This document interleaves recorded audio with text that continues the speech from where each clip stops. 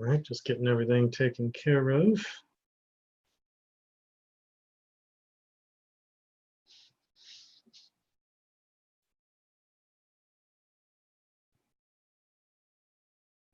All right, just getting everything taken care of. Um,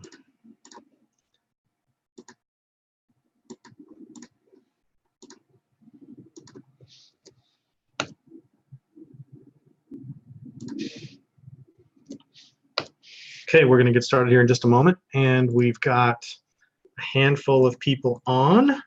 Welcome out, welcome out. Let me know if you can hear me and see me in the chat. See, we've got a handful of people at the moment.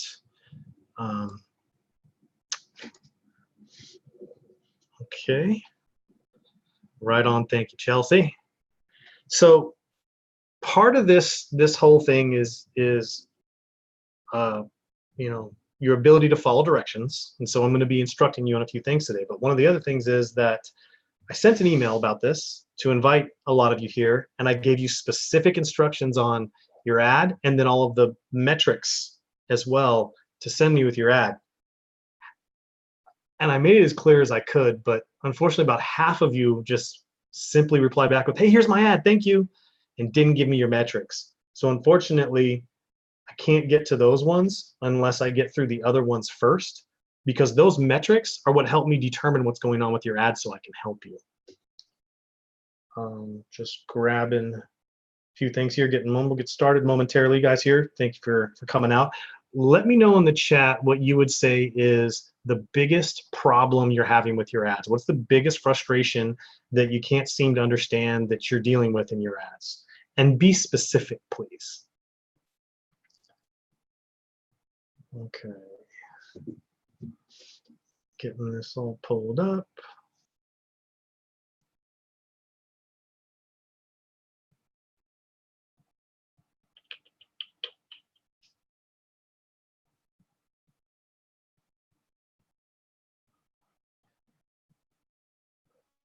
Let's see.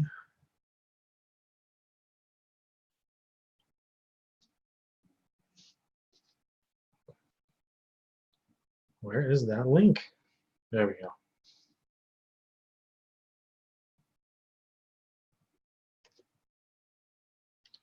That's not it either.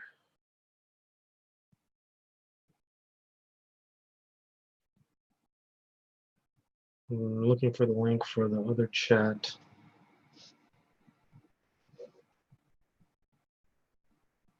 Josh or Matt, can you send me the link to the chat room?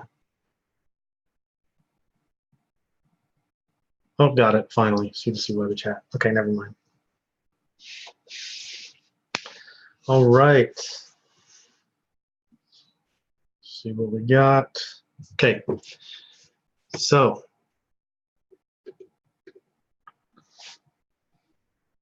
people are clicking on the buy now but not following through. So Kim, so you're looking at you know, abandoned cart abandoners. Okay, cool. Good to know. Might be able to speak to that. Being able to target small business. Yeah, Zach, that's not it's not, yeah, it's kind of like if you've seen our webinar, then you know, obviously some of that is going to be done with your text. But then there's other ways. We'll talk a little bit about that. Okay.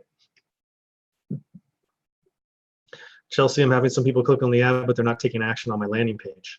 So usually that means that you have an ad to offer mismatch, because if people are not taking action on your landing page, then for one, Chelsea, is it an opt-in? Is it a sales page? Like, what are you trying to get them to do?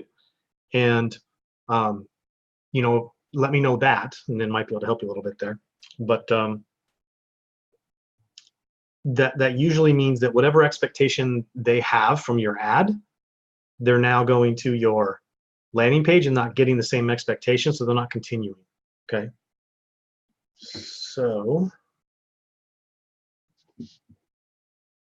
all right.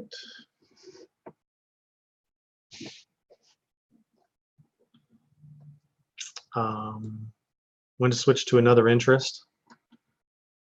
Okay, Patrick, we'll talk a little bit about that. Okay, all right. It's more about like how large is that interest, how large is that audience, and being able to group multiple interests together so that you give the algorithm enough data and a large enough audience to do the heavy lifting for you. So that's the short answer.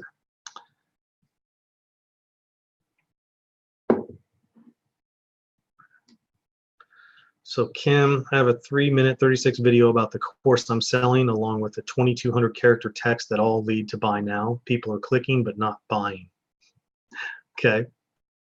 Could be an ad to offer mismatch as well, because if they're clicking all the way through on the link, then that means it makes sense to them in your offer. But then your offer may not be congruent. One thing, usually what I see, but we can talk about it.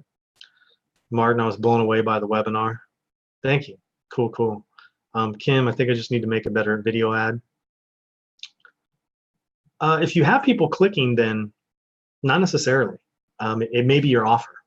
If you have the right metrics, you have your right click ratio, which you've learned about, then you should be able to at least convert some people. Now, if you only had like 40 or 50 people and it's a sales page, like understand that you may have, depending on the price of your offer, you may only have like a 2 to 3% opt-in rate. Okay, so a 2 to 3% sales rate. So it may just be a matter of numbers as well. Don't have those numbers, but good to know that that's kind of like where you guys are at. Just want to say webinar will be available for downloads after. Yes. Just wonder if I need to take loads of notes or if I can sit back and listen. No, sit back and listen if you need to. That's fine. We'll be sending out a replay for you. Actually, you know what? Take some notes. If the replay is not that good, I'm not going to send it out. So I can't promise you that. So I would be taking some notes. Sit back and listen the second time. Chelsea, I have a contact form for them to fill out at the end of my blog post, my lead magnet, my landing page.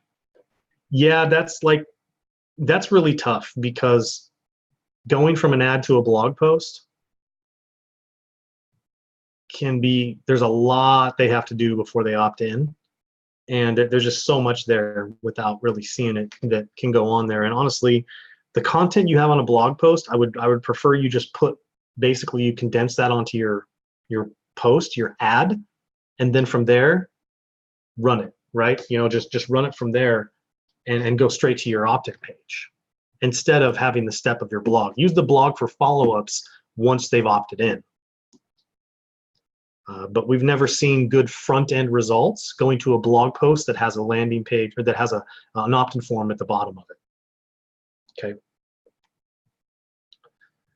Okay, having the same challenge with people clicking but only getting the 30% opt-in rate on the landing page for a free webinar, but I'm wondering if it's because we have only 2 offered times. Should I be listing the webinar times in the ad? Yeah, you could. You could list the times in the ad, but I would say it's not about the times. I think there's just probably more to dial in with your actual message elements in your offer. Might be the thing. It could be that you only have 2 offered times, but hey, I do it with 1. So I have an ad with 1/3 CTR all to CTR ratio and 10 relevance and it burnt out after 1 day. What would explain that? So there's more than one factor than your click ratio as to why your ad may burn out. Martin, it may have the right click ratio, but then you may be getting a lot of negative feedback. You may have people marking your post as spam, and that's going to be the biggest culprit as to why your ad burns out. It also could be that you're not using a large enough audience, and so who the algorithm is optimizing for to go to they might not be in that audience if it's too small. And so you may be choking the algorithm from being able to go and find the right people. That's another possibility. So something to think about. How much percent is a good CTR? It really depends on the objective you're using. And so there's some broad guidelines I could give you there. Is overall, if I'm doing something like a landing page view or optimizing for link clicks, I'm usually up at like 12, 15%. if I'm doing something like a next step, like optimizing for a lead, then I'm usually between like 8 and 10%, 12% sometimes in that range. Okay. And if I'm optimizing more for like purchase, right, direct to sale, I'm usually finding more like 3, 4, 5, 6, which kind of doesn't make some sense to some people, but that's the reality of it. So it can be, different objectives, and what you're optimizing for can make a big difference in terms of who in that audience you're showing the ad to. So, yeah. All right. You're welcome, Chelsea. You're welcome, Lori. Okay. Okay. To clarify, I'm using this blog post to increase traffic. The objective is not to create leads. Right now, I'm simply wanting to create my custom audience so I can use that for my lead generation ad campaign that will run later on. Does that make sense? Chelsea, makes 100% sense, but you're not understanding what I'm telling you. So stay with me here, right? Chelsea, that method is outdated. Okay. So this concept of trying to build goodwill and good value with people, going to a blog post, is being taught to you by people who don't know any better. And I know there's some of the biggest names in the space, because some of them, one of the biggest names that teach that, I ran their ads for 7 or 8 months and got them way better results, and they still wouldn't listen to me afterwards because of ego. Okay. But I'm telling you that where you want to put that content is on your post. And then if you have a video views you can pixel people with, it's not really about trying to develop that goodwill and creating a warm audience. If you do it this way, everybody who knows this, who just knows this, you don't do well by trying to just do a bunch of goodwill and creating a warm audience by sending them to a blog post. Makes sense? Sounds good? It doesn't play out that way, okay? So what I'm saying is, develop your custom audiences through either video views or people that engage with your post, but put all that content on your post. You're gonna get a better qualified person that you can target. But what I'm also gonna say is that whole theory of trying to build value and goodwill and build an audience that you can retarget them later is faulty. And I know some of the biggest names and the biggest gurus in the space are teaching you to do that, but it's because they're doing that because they don't know how to do what I'm showing you, which is going more for at least a smaller direct to some kind of conversion most of the time, okay? And that way you can retarget people from your conversion-based, more intent-based focus. Then you can retarget those people. But just trying to go give and build a bunch of good value sounds like a good idea, but that second and third and fourth layer of retargeting and the amount of money, you'll burn all your budget trying to do that with people. This is like the biggest fallacy that I see big gurus out there and trainers make, is that you need to go pixel a bunch of people first and create a warm audience and then retarget them. And in fact, it's completely freaking backwards. Okay. I just got off of a webinar with a lot of heavy hitters where I was explaining this to them, and they're all like, oh my God, it's just a simple concept of the blind leading the blind. They don't know any better. This is just, they teach this because they want to sell courses, and that's it. Okay. But I'm telling you, that is a super inefficient way of doing it. And I know it's a little counterintuitive, but I promise you that's not what you want to do. You want to go more directly to still giving that value in your post, but then actually giving something on your next step by way of conversion, whether it's like a lead or something. Go direct to lead, but pre-qualify them with the content you have in your blog post as more of a long copy ad, and then go to generate that lead. You would be generating leads for a lot less and more efficiently, and you would have better qualified people by doing that. So it's a win-win. I'm not saying don't use the content you have to brand and goodwill, but you're doing it on the platform rather than trying to bring them to your site to build that audience. Okay. All right. So how do you target the cold terrific? Do you cold traffic? I'm assuming. Do you suggest straight target purchase? It's never just one, usually, Leon. I can do different things there. It depends on there's not one size fits all scenario. I don't always go direct to purchase. I don't always go direct to lead. I don't always go landing page. It depends on what I'm doing. It depends on my funnel. It depends on what I have. But usually we utilize multiple entry points, multiple objectives. We have a portion of stuff that if we can go straight to purchase. We have another one that's generating leads or going to a landing page view, stuff like that. So we do kind of more of an integrated approach. Martin, in your previous webinar, you said that you've been moving away from consultancy. Do you guys still offer any type of consultancy apart from these webinars? Emotions often get the best of me when planning an ad strategy. Yep, absolutely. So Martin, great question. We don't do active ad. We're not taking on any more active ad management, but we do consulting. So we do hourly consulting, which is entirely much cheaper. If you want the hourly consulting, then you need to go pick up Code to Conversions, because that's going to be like, it's going to take me 3 or 4 hours at $800 an hour to really teach you a lot of that, or maybe 5 or 6 hours, versus you paying $9.97 while it's still special right now until tonight at midnight when it ends, and it goes back up to $19.95. You can pay $9.97 now, and you get all of that you can go through, so that I can meet you after all of that. So rather than paying $4 or $5 grand for the same training I'm gonna have to retrain you on inside, doing coaching or consulting, if you get the course, then you save yourself a ton of money, and Code members get discounts on hourly consulting, which I do. So something for you to think about as well, that if you want that type of thing, your first step is to become a Code member. That way you also get the Facebook group of people that'll help you out there and help you hold you accountable from those emotions as well, and be able to give you proper perspective. And it's way cheaper that way. Okay, so you got a whole community to support you in there. So that's also just, but that's a great question.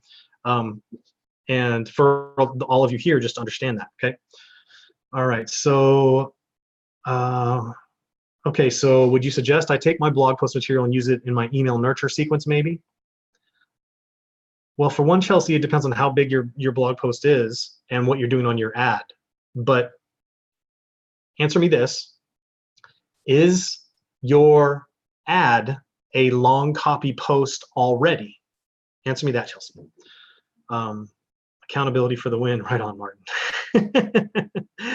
Love it. I love it. Okay, so I'm gonna go pull up a few of these here. Chelsea, no, it has pretty short copy. That's the problem, Chelsea. Did you watch my webinar? Because what we're talking about here is I want to help you, so stay with me, right? Like, I can see you've really been a good student of faulty trainings, but which kind of, it works okay. Like, it's not like it doesn't work. It just doesn't work that well. Okay, what we've got here is better. So here's the framework in a nutshell, is that you need to do longer copy with more value and more of what you would do on your blog post. You need to put that on your ad. And as through some of these examples, you're going to see how this works as I go through and rewrite some of these ads today for people who've submitted them. And you'll see that works much better because it pre-qualifies and pre-filters the right people and helps the algorithm optimize for better people. That's the whole premise of my webinar.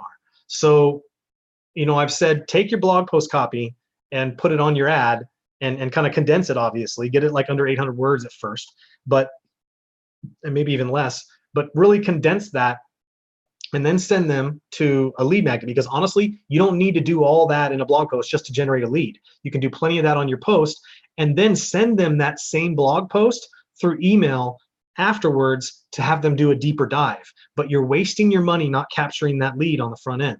Okay, Chelsea? Let's see here.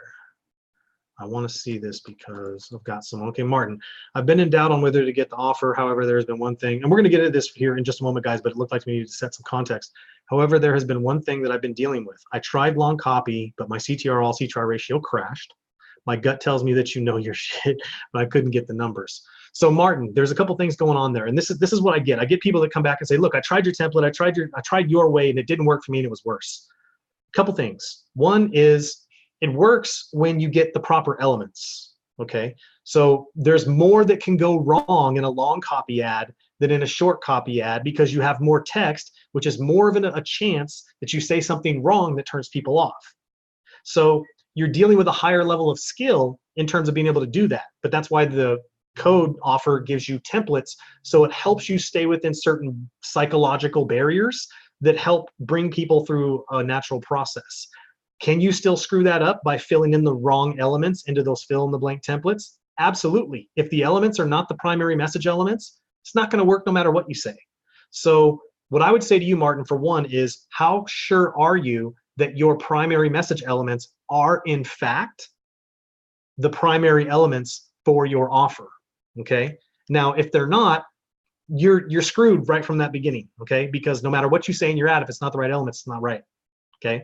Now, two is if you're just doing a long copy post, you have a chance to not be clear and muddy the waters and confuse people if you don't learn how to write properly on social media in terms of structure and style, okay? You will lose people.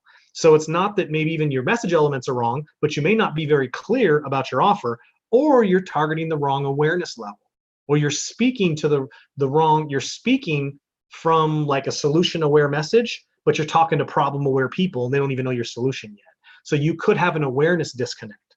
So that's some of the stuff that I covered in the webinar as well about the 5 levels of awareness. And so you also got to look at what your level of awareness is, and are you talking to the right awareness level? And is that who you're targeting? Okay, so there's lots of things here. I've had people go, I tried your way and didn't work. Well, it's not black and white like that. Like, my templates are not a magic bullet. They're a guideline for you to follow. And what you'll find is everybody that's in code, they use the templates for around 3 to 6 months. And then they get to, by that time, they're starting to internalize the psychology and the internal framework of how it works and how it flows. And then they start to write them on their own without the templates.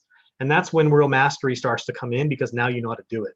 And then your win rate gets a lot better. So one time trying something, like most people need to write 10 ads to find 2 or 3 winners. So to go do 1 or 2 and then come back and say your stuff doesn't work, I would say it may not be that mine doesn't work, because that template has been proven to work many, many times, but it may be that we just still need to nuance that and optimize it and dial that in and make sure you got the right elements, you have the right awareness, you have all that. So we're going to talk about some of that as we do these things today. Is that cool? You guys like that? Willing to be here? Have some fun today? Cool. So Brooks, we're getting decent traction for B2B SaaS. I got your email there, Brooks. We're going to go ahead and check that one out. Based on what you said a minute ago about optimizing for the next step, what would you suggest as the next step? Our goal is to do a demo, but that's not always the buyer's next step. Totally got you. Okay, we'll get into that. Cool, Chelsea. Right on. She's got it. Do you recommend long copy and like campaigns? No, I think like campaigns are absolutely freaking worthless. Don't do them.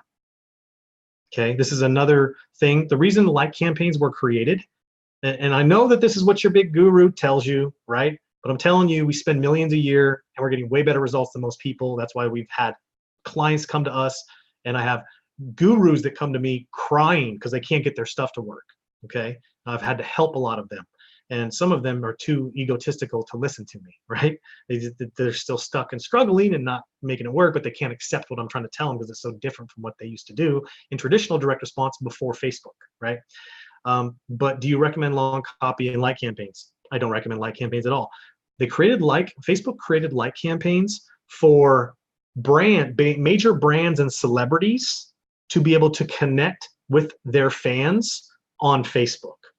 So when Facebook was just coming up and you have like a rock star that has a fan page, a like campaign was designed for a cheap awareness ad to have someone who already knew you to find them. And they made it like the cheapest way you could do it. This was the original intent of a like ad. And so, let's say a rock star does a like campaign and it starts to go out to their existing fans, not new people who don't like them or who know of them, right? Existing fans. So you could be like, oh, that group, I love them, like. So now you get to, and that's how Facebook goes, oh, okay, let's show them posts from their page. That was the original intent of a like campaign. You should not be using like campaigns to cold traffic.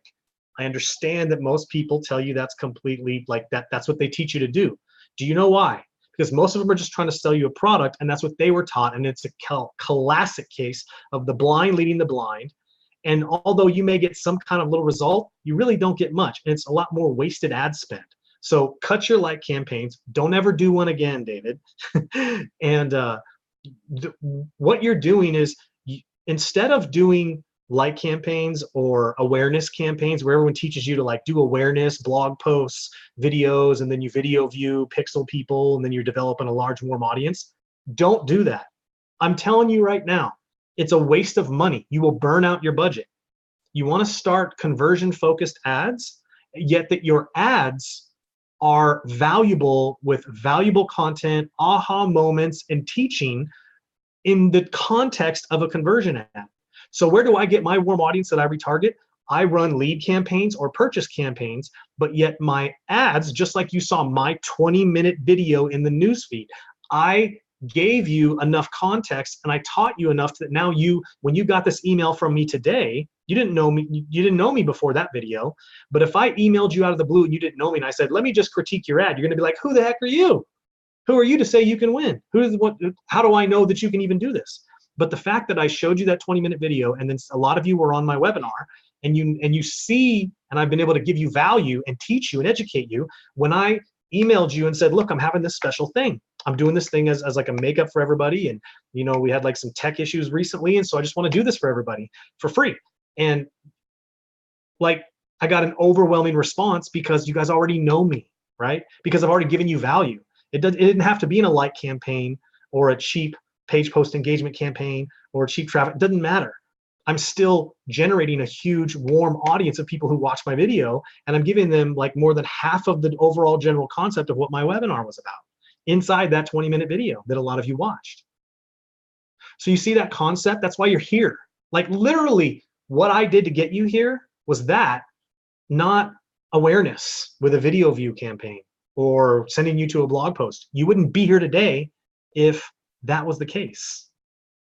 So what I just talked you through, I've just proven to be self-evident by the process, by virtue that you're here, okay? So stick around, this is gonna get fun, all right? What I'm gonna do, so hey jerks, get my offer was a bad idea. I love it, Martin.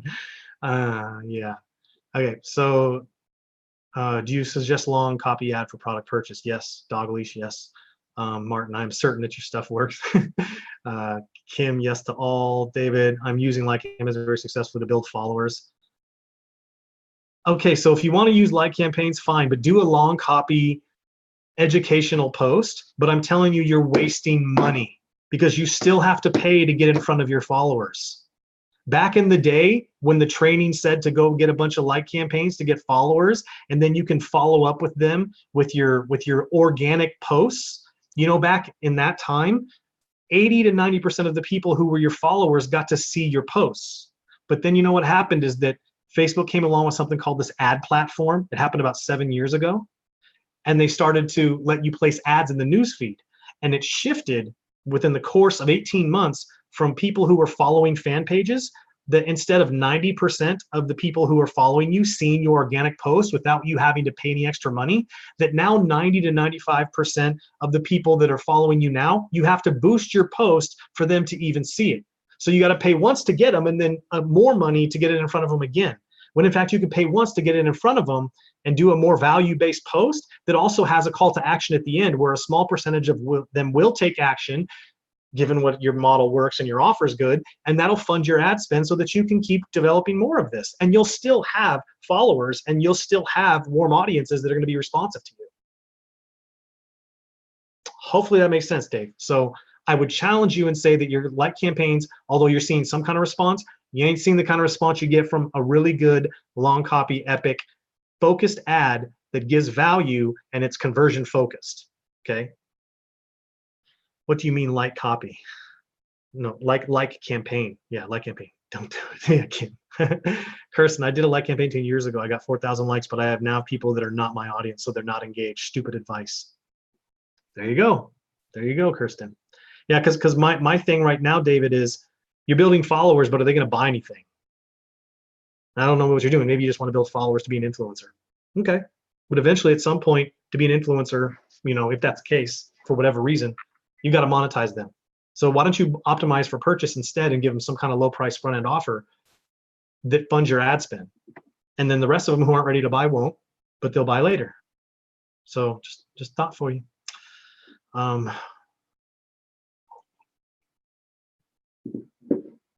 Okay, Martin, this is a good one. One more question. I have a page with 150,000 very engaged followers, extremely engaged. They won't respond to commercial text. They respond to very personal things and transparency. Will code to conversions work for that as well? I've had terrible experiences with these things. Yeah, Martin, I understand that. Here's the thing. I don't make a lot of promises, but I'll tell you right now, Martin, people are so freaking happy in our Facebook group that yeah, most digital info products, people are just trying to sell a product. They're just trying to make a sale. And most people are just doing it for the opportunity, and they're not focused on teaching and showing you the differences and helping you understand it. Me, I actually care. You'll see me in our Facebook group almost every day, almost every day. And I mean, I've even offered a one-on-one personal consultation for people who finish the course and actually post an ad and use the worksheets. If that's not accountability, I don't know what is. And I think by now, listening to me, going through some of this stuff, clearly I've been through this before. So when it comes to that, if you're deciding whether or not you want to pick up the offer, either way, that's fine with me, because I mean, we don't want everybody, right? And so if it's not for you, then it's not for you. We're not trying to make as many sales as possible. We're building something special here, and we have a community of conversion coders that are freaking awesome, and we only want awesome people in there. And so if that's you, then maybe you should. But if not, then, you know, hey, learn what you can and move on. It's pretty simple.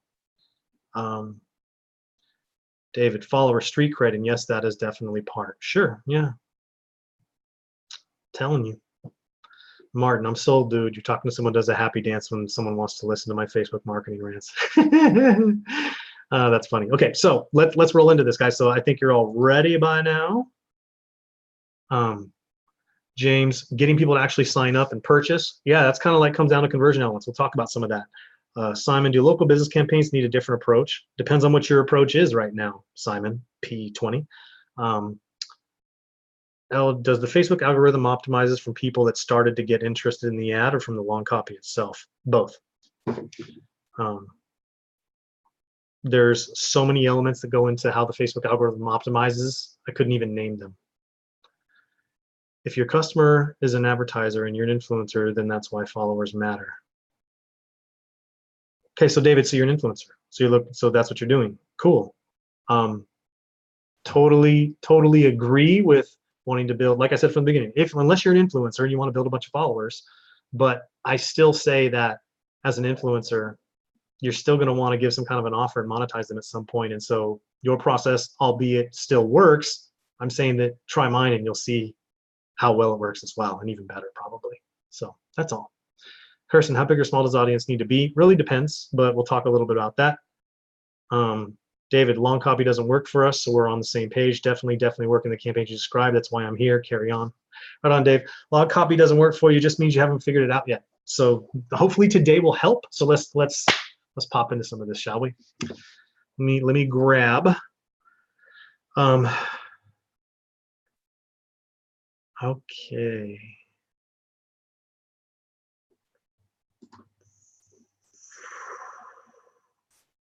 I did have these worked out.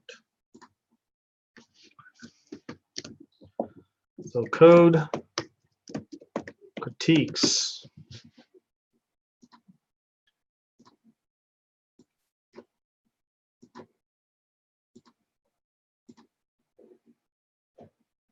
Okay, first one.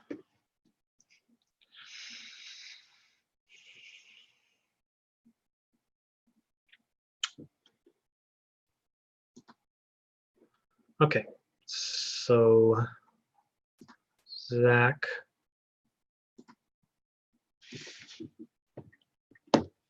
Let's go right at that one.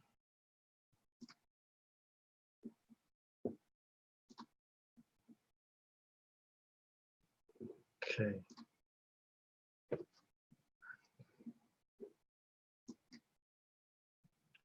CW marketing.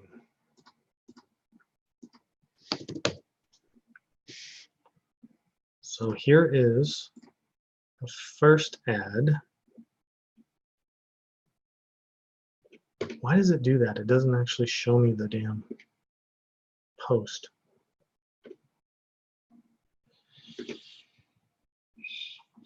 Where's it at? Sorry guys, I know it's a little bit of a delay there, but this should be showing up.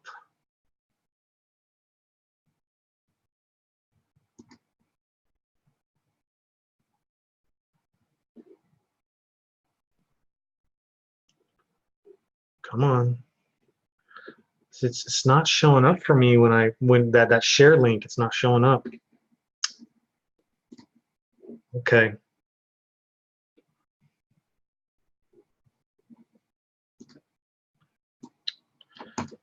All right. Zach, here's the thing, like when I say send me a link to the ad, that preview link that you get in your ads manager is the worst. You actually want to go all the way down. And Zach, here's what you want to do. You got all the other stuff, I believe, right?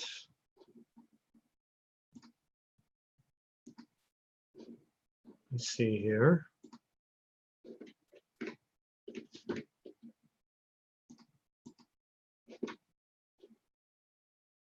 Okay, you got your metrics down here. All right, cool. That's what I was looking for.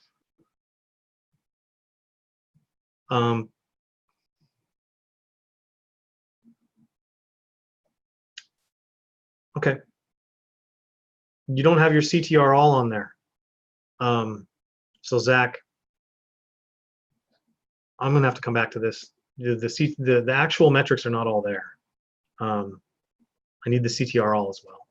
I'm gonna move on for now. If you can send me a link to the Facebook post and send me a link, the actual number of your CTR all, then we may be able to come back to you.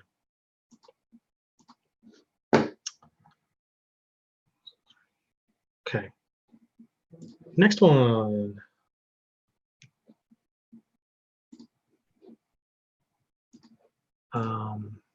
Is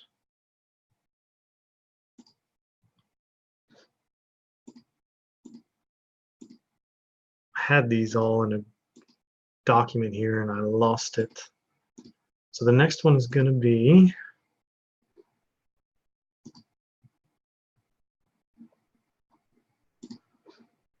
Danny. Okay, Danny Estrada. This should be interesting.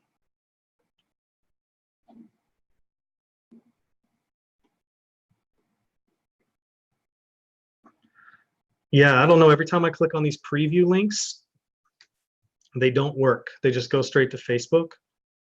And so maybe it's because I'm clicking at them from my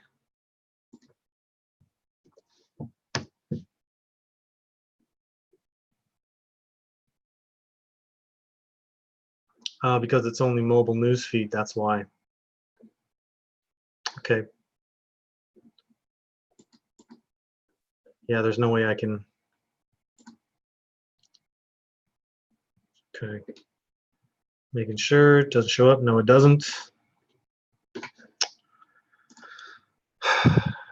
I need the actual, like if you go into your ads manager and you use Facebook post with comments, that's what you want to click on and send me that. Okay. So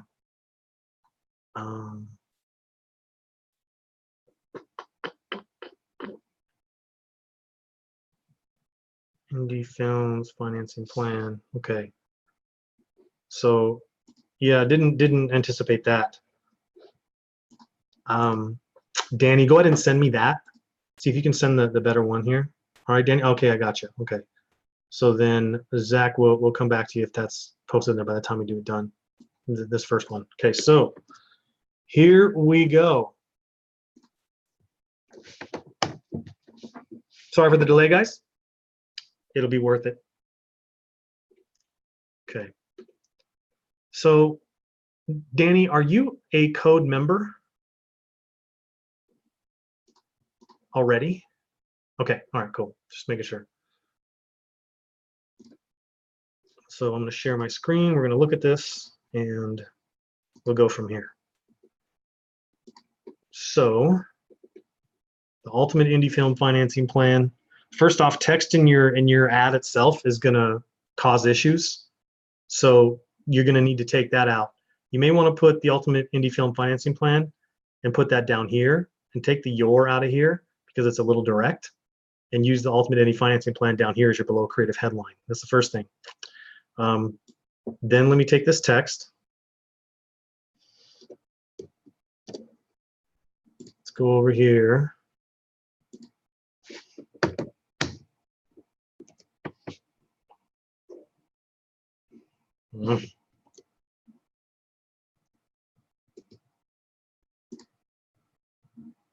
Okay. So what I do, guys, is this is important for everyone to understand here. One is I take the text and I paste it into a Google Doc, and I change the size to 22 font. So I literally come in here and type in 22 because that's what mimics the exact what it would look like on a mobile in terms of the margins. Okay, so that's how I know. So I'm gonna just bring this up just a little bit. Okay, so I go to 22 font, and that's going to tell me what it looks like on a mobile, which is where usually 70 to 80% of your traffic is going to come from. So we always definitely optimize this for mobile because then it looks even better on desktop and mobile. But you don't want to optimize for desktop because most of your conversions are going to be on mobile. Okay. So, all right, Brooks, gotcha. So as a producer director, I know how painful it is to work on making someone else's film great only to get no credit or reward. Okay, so as a common bond, producer and director, I know how painful it is. It's pain to work on making someone else's film great, and then making someone else's film great is the benefit, okay? Only to get no credit or reward, which is the challenge, okay? So I like the context that you've set here, okay? And I like that as a producer and director, this is very much like you took very good notes from this webinar because you did this in a way that was non-invasive. It was not a self-identification question. It wasn't a direct question. So this is very good. Now, the painful to work on making someone else's film great can kind of be the pain, but also the benefit. But what I'm looking for here is there's like the aspiration, like right now that you're connecting with them, but you haven't alluded to the mechanism, okay? And so in terms of the mechanism or the solution, you haven't talked or mentioned what you actually can get out of it or how, or even made mention how, okay? So that's what I feel is missing here is painful it is to work making someone else's film great only to get no credit or reward. So this is great, but where are you going with this? And wherever you're going, I want to be able to have a mechanism or a solution or an aspiration in there more than this. Okay, so I'm going to table it for right now. I'm going to read through and see what else you got, and I might be able to extract something from your ad. Or to sit on the sidelines watching person after person, many younger than you, living your dream, making films. Okay, so first thing here, you're talking directly to them, literally right in your second paragraph. So what we do with Epic, okay, right on, Martin. Welcome to the family, bud. What we do with Epic is, here's our methodology. If you start going too direct too soon, then you lose people because they are not going to feel like you should be talking to them yet, okay? And so people get suspicious. So you want to continue with more of that third person or second person editorial voice, where, or just sit on the sidelines watching person after person, living their dream while making films. And then you want to get agreement with them, like while we wait, while we sit on the sidelines. See the difference where you're bringing them beside you, like, you know, while we sit on the sidelines watching person after person, many younger than me or many younger than us, living their dream life, making films, living their dream, making films.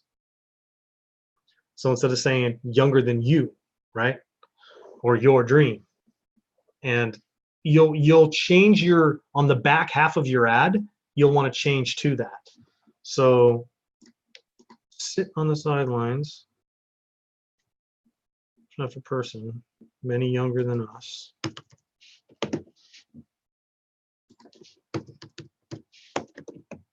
living their dream of making films. Make it more personal, like dashes and things like that are not like conversational, and you want to make this more conversational. And then you want to make this active voice, sitting on the sidelines watching person after person, many younger than us, living their dreams of making films. Now, I'd be careful in your second headline to have so much, because this is, you kind of want to have like a shorter second, sub headline. So if there's a way to say something more here that's just one line, that would be preferable. I don't have time to go into that now in terms of how to nuance that. But what I would say is you don't want to slow people down too much with too many commas inside, okay? Because that slows people down in the way, in their rhythm, in the way that they read. And you want to grease the skid so that they slide right through all of this. This is super important for social media because people's attention spans are very short, and you need to have every advantage of getting people to still scan and read versus slowing down, because when they slow down, if they're not getting to the point fast enough, they're gone. So, but how to get started, it's very likely no one taught you how to get your own film funded. So as you can see here, you're already doing direct language, and it's just, that's not the way to do this. But how do we get started? Okay, very likely no one taught you how to get your own film.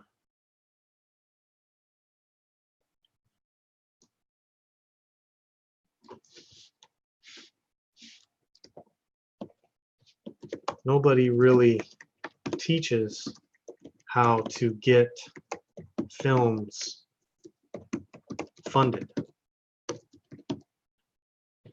So now you're being more succinct, and you're not using the you, your direct verbiage, which is going to have people start having suspicion. Gotcha, Zach, saw that. So this way, when you're staying more editorial voice versus trying to talk directly to them, this is going to be less invasive, and people will continue to read it. Whereas if you start talking directly to them right away, they're going to be suspicious of what you're trying to do.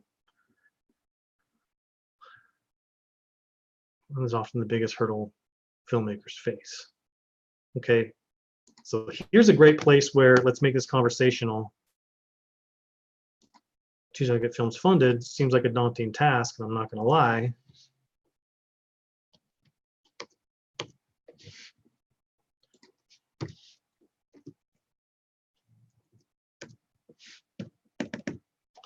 Film funded. So every once in a while, this is the concept of bridging with ellipses, right? Now, when it's a complete statement and a complete thought, then you want to use an ellipsis. Different from a complete sentence but an incomplete thought. A complete sentence but an incomplete thought is where you can put a period and start the next line, because it's still incomplete and they want to see the next line. But when you have like a natural breakpoint like that, what I'm trying to do is avoid having 3 or 4 lines on a mobile, which is going to be like way too much, okay? Because then people start to get eye fatigue when ads are getting like really like on, like when ads are getting read on a mobile, they get condensed to where some of these are going to be 3 and 4 lines.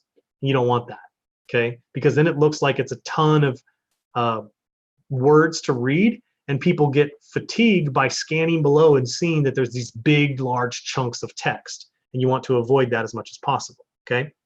So you want to break these up as much as possible. Getting your film funded is often the biggest hurdle filmmakers face. So that's a complete sentence, right? And it's pretty much a complete thought. So how do you connect that? But if you go about it the right way, you have a much better shot at getting your film funded. So let's do this.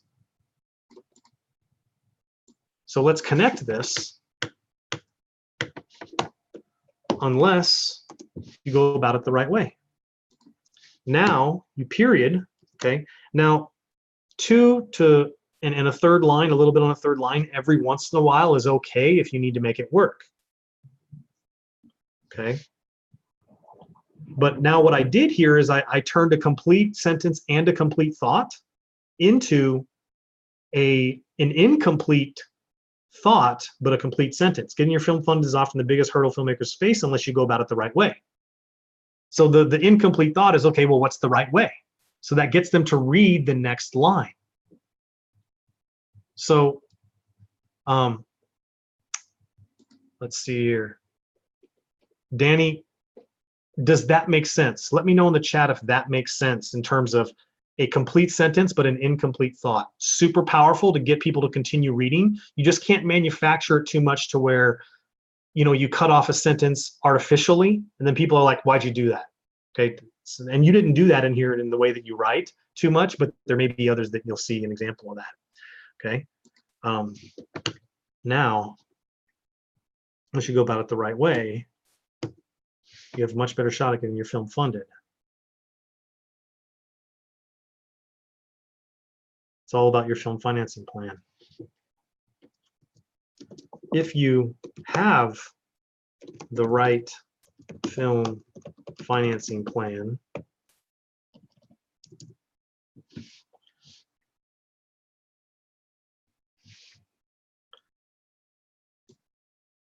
if the right film financing plan is in place,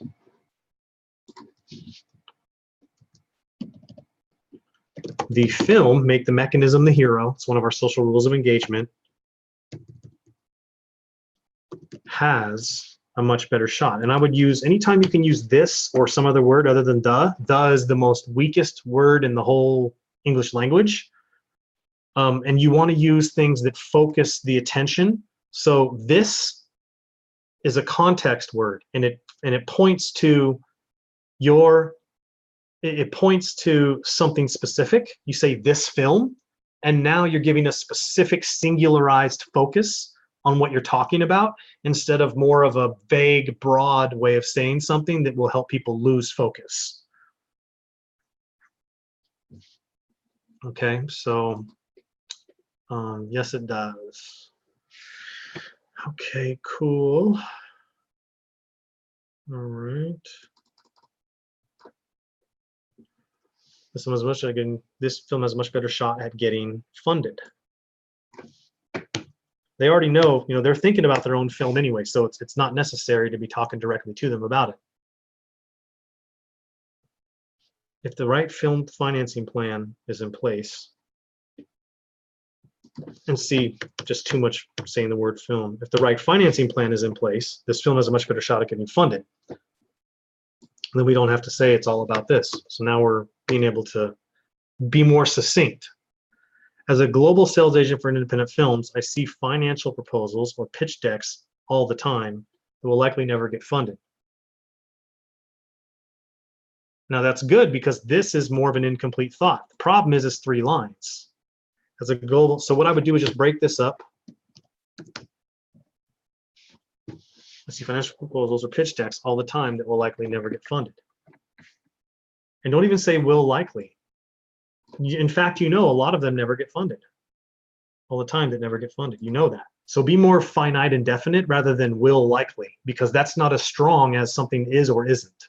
Okay? Take away the likelies and the most likely tos and mights, you know, or may, like take those out and be definite with things, because then those are stronger. Okay. All right. So all the time they never get funded. Business plans. Now here's another one. So here's another incomplete thought, right? And here's why. Never get funded, and here's why. So now, because this before, this was a complete sentence, and they never get funded. But now I've made it an incomplete sentence by adding something that starts the next thing, which is, and here's why. Okay, it's just something to add on to a complete sentence sometimes when you're going into, when you've got like the next question. Like if you look at your ads and you've got something where you say something like that, and the next line is like why, you know, then go ahead and put that up top on your next line, or on your top line before you paragraph break, and just connect that, because then that's more natural. Okay, you say this out loud. I see financial proposals or pitch decks all the time that never get funded, and here's why. So now they got to read the next line, because now you've opened it up again, right? You've opened the loop again. Okay, funded. Now what I would say, what I might even look at doing, because this even sets better context, And in most cases, here's why. Okay. I know that goes down to the third line, but every once in a while it's okay to do that because you didn't do that until up here. So you've got quite a few, a couple like 3 one-liners, basically a little bit of 2 on here in most that never get funded in most cases. And here's why.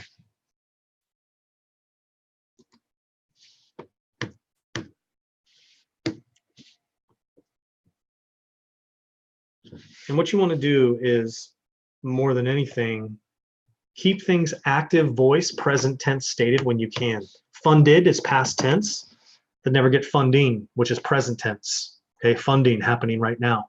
Okay, that never get funding in most cases, and here's why.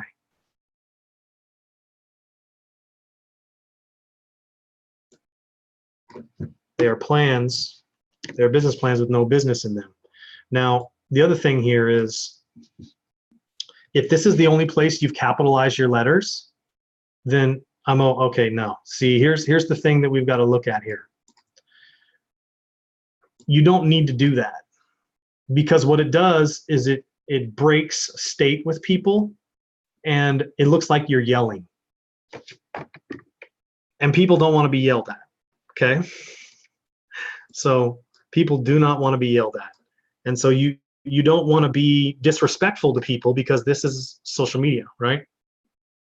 So a wise, very well-known copywriter once shared with me that, let's see here, once shared with me that if you have to capitalize letters or underline or italicize or bold letters, then your copy is not strong enough.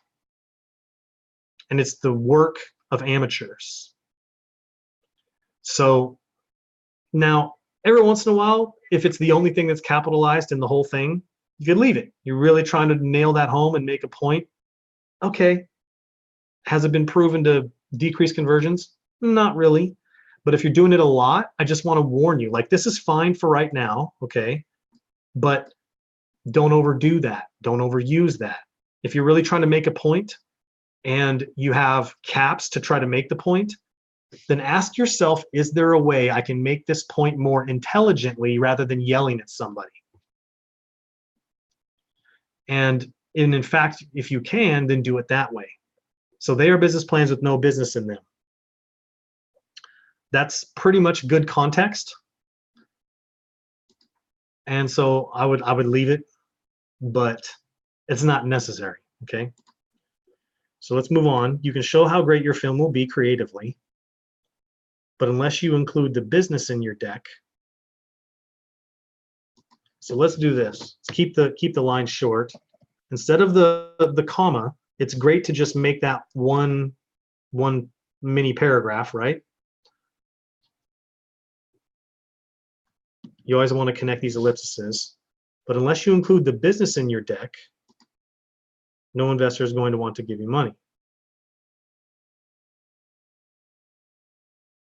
Don't do this. The whole part of that I just did is the UC. Now the UC, it's kind of like these common things that you see in, I just said it, right? But in my context, as I'm teaching you right now, it's fine. But things like in fact or UC, like you think that you may be trying to get them to focus on something, but I'm cool with some of this, but there's better ways to do this, okay? And what I mean by that is more context words instead.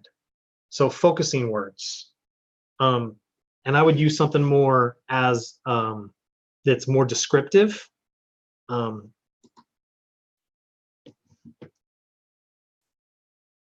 Instead of saying you see, I would say specifically there are, I'm going to use a different word there. There are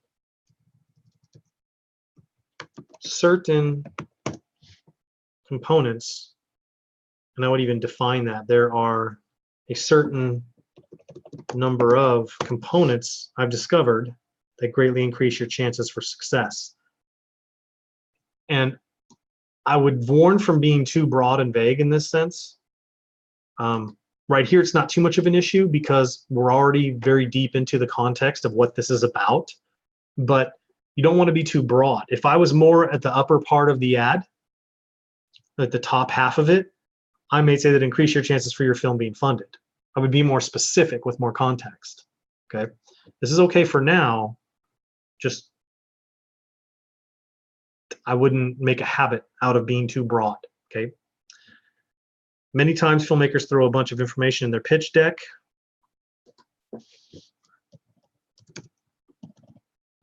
That they think is important, but actually turns investors off. But you use they truly believe is important, but actually turns investors off. So use the power of context and phrases that set the stage for what you're about to say.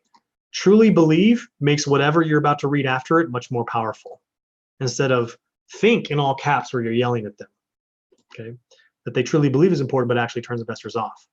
So what do you include? So what do we include? You're making this about we, because you're going to work with them, right? So it's like you want to get agreement with them to be with you, not necessarily them being separate from you.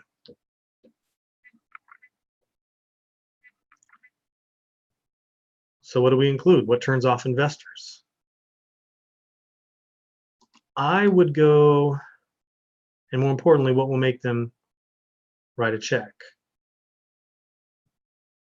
Yeah, see, the issue at this point is that you've kind of ended with like a bunch of questions to frame the webinar. And I get it. 9 keys to building a killer pitch deck. Which is inclined to say yes. Avoid the common mistakes that most filmmakers make too. How to avoid the common mistakes filmmakers do, what they do instead. Okay, returns. Okay, why development is important. How you can start grooming your film for success from the beginning. Important, what will make them want to write a check. How you can start grooming your film for success. Okay, so these 3 questions are congruent with these 3 bullet points on what the film is doing. So I agree. The third one for me is still a little fuzzy. And more importantly, what will make them want to write a check? To write you a check. Now at this point, we're on the back half of the ad, so using you is a little more, okay.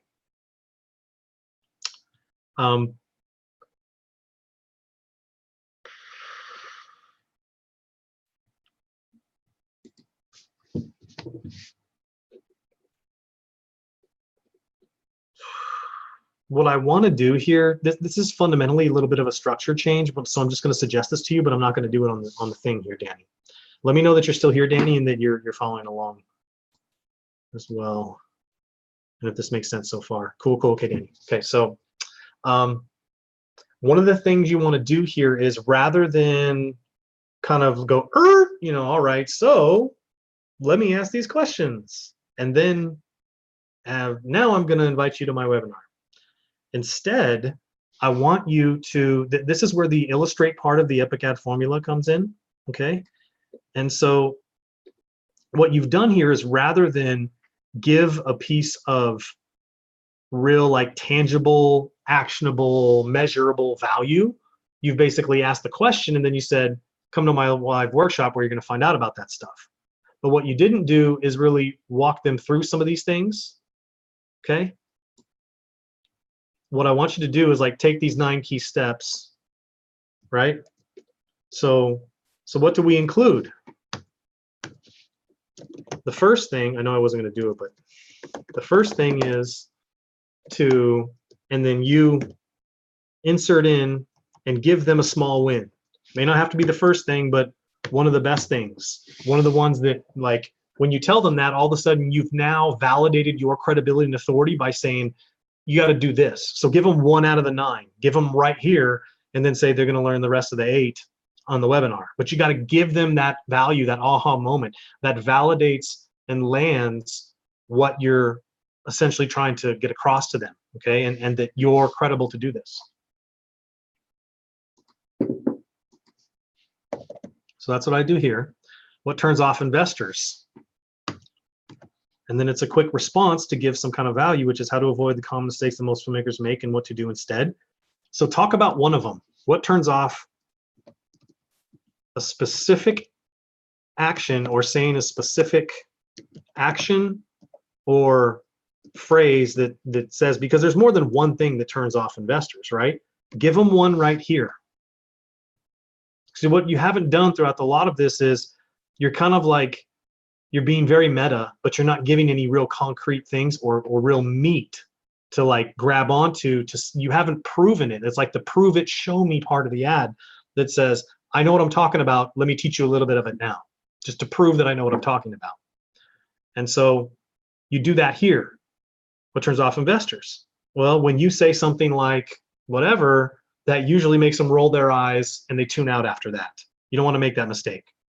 Boom, you're giving them a piece of value. That quick, 1 or 2 lines, done, okay? And more importantly, what will make them want to write you a check? And at this point, something very simple that, they need to know that you have, all these 9 things in play, because it happens every single time. These 9 particular things, one of which I just explained, something like that. You can even refer back to the 9 things here, like there's 9 things that make investors inclined to say yes. So more importantly, what will make them want to write you a check? So just give them something that helps them understand what's their major core motivation. And then it goes from what you're teaching them is not necessarily what makes them want to write you a check, but you're going to give them the how do we get them, what's the actual how-to, what's the actual process we do that makes them want to write the check. Okay, because right now you're just like, what's going to make them write a check? What will make them want to write you a check? Well, tell them what that is. They want 2 or 3 specific things that always have to be there. On the webinar, I'm going to teach you those 2 or 3 things. But see, with just saying more importantly, what will make them want to write you a check, you haven't validated that question. You always need to answer any question you have and validate that question in your ad. That's why most of the questions I stick to are usually rhetorical questions. If I ask a rhetorical question, it's kind of self-evident. Like when would now be a good idea? That's like a rhetorical question, right? It's like telling them now's the time. Well, with questions, the problem with questions is when you ask a question, you don't answer it, you leave them open to start thinking about things, and they start to lose focus rather than continue to read your copy. You need to take control and keep people here, telling them what to think and what to focus on. You don't ask them questions that make them kind of go, oh, let me think here. And then they stop reading your ad. You don't want to do that, Danny. You want to make sure that you're always answering and closing that loop. You're the one that controls the flow of their thoughts. You are the one that at every line is telling them what to think. That's the difference between an amateur and a professional. An amateur is like, hey, consider all the possibilities. It could be this, it could be that. Oh my God, da-da. No. Focus them. Singularize the focus. Keep them in all the way through. You control the narrative, okay? News networks do the same thing. So you'll notice that with news anchors. They'll like ask a question, they'll answer it right away. Always. So here you want to be like, tell them the thing, tell them the what, but then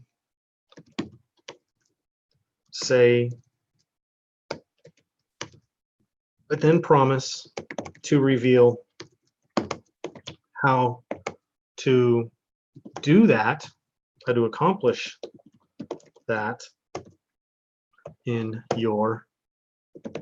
So like, Danny, work with me here for a moment. What is the most thing that will make them want to write you a check?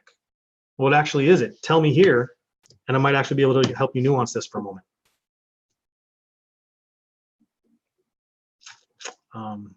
Tell them what, but then promise to reveal how to accomplish that in your webinar.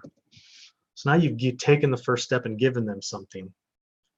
So if for everyone here listening, it's not about curiosity. You want to be able to give them something that they can wrap their head around, something tangible, something they can be like, yep, got it, value. That substantiates everything you've been promising me. And then say, and if you want more of this, then come with me further and take the next step. So the what is kind of like, a proven model that happens every single time. Okay. They need to see a distribution plan showing how the person actually plans to get them a return. Okay. We'll write you a check. It's all about a specific distribution plan, which I'm going to give you on my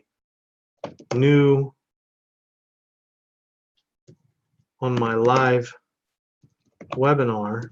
You want to say something other than webinar, honestly, like live training, on my live training or workshop or something, right? Any workshop, masterclass, web class, webinar. A lot of people don't even know what webinars are, okay? And others who know what webinars are it's played out by them. So they need to see the difference showing how a person actually plans to get them a return rather than just going to film festivals. Perfect. Rather than just going to film festivals. Rather than just going to film festivals.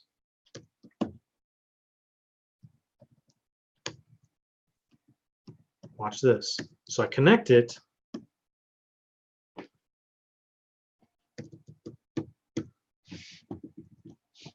I'm going to give you this distribution plan and more on my free live training. So join me. Boom. Join me live.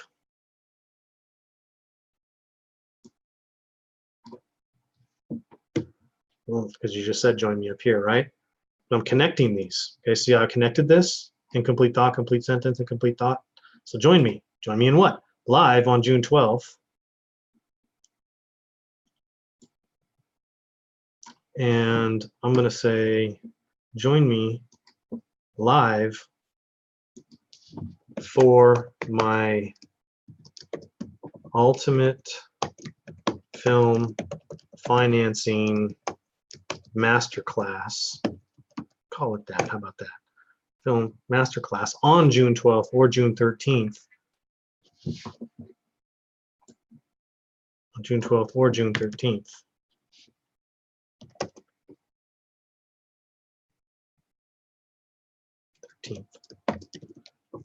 And then I clarify, we're doing it twice for different time zones, so all can attend at a decent hour. And you can nuance that, however, depending on your audience, right? You'll say that in your own voice. Live, 100% live for my Ultimate Film Financing Masterclass on June 12th.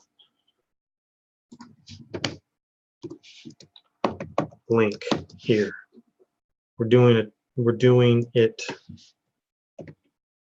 twice for different time zones, so all can attend a decent hour.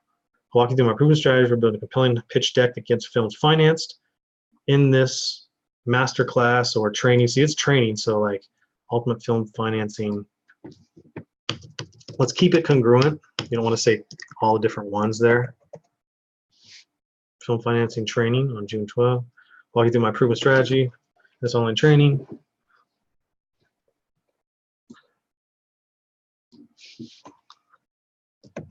I'll show you.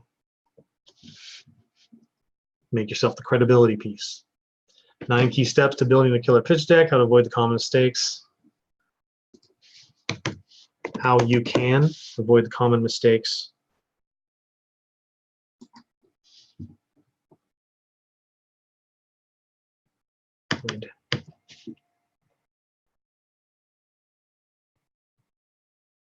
avoid. I'm going to make this just sound like not so passe like everything else. Bullet points can be very interesting. You can avoid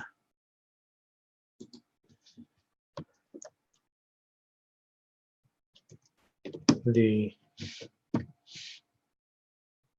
filmmakers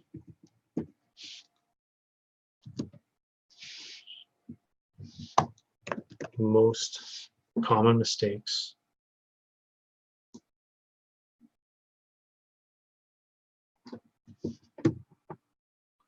Avoid the filmmaker's most common mistakes and what to do instead.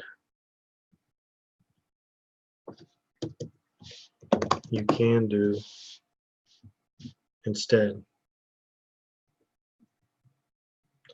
And I would try to see if I could find some kind of a metaphor or an analogy, you know. You avoid the filmmaker's most slippery slopes, you know. Don't want to use ampersand when it comes to something like this.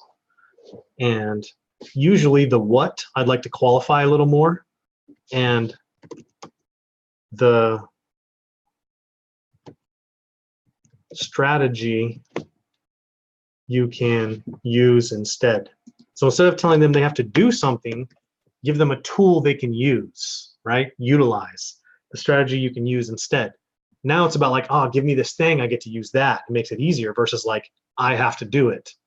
So there's a difference in terms of the brain, in terms of the brain deciding how much energy that's going to take and how much someone believes in what they can do right now. And if there's someone that doesn't believe in themselves very much, saying things like, you need to do this, you do this, and if you do this, they're going to be like, I don't believe in myself. I don't know if all these things are for me. But if you make your mechanism the hero, then they start to see this and go, ah, okay, cool, I get it, right? I want to use that strategy because now it's outside of them, which makes it more valuable instead of saying something they can do, which they take ownership of and don't see you as valuable for it. So does that make sense, Danny? Why development is important and how you can start grooming your film for success from the beginning. For the right funding from beginning.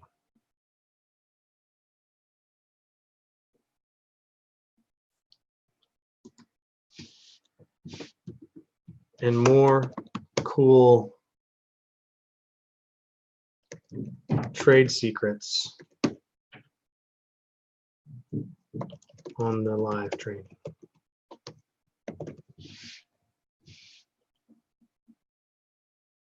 And I would even say, if you attend live.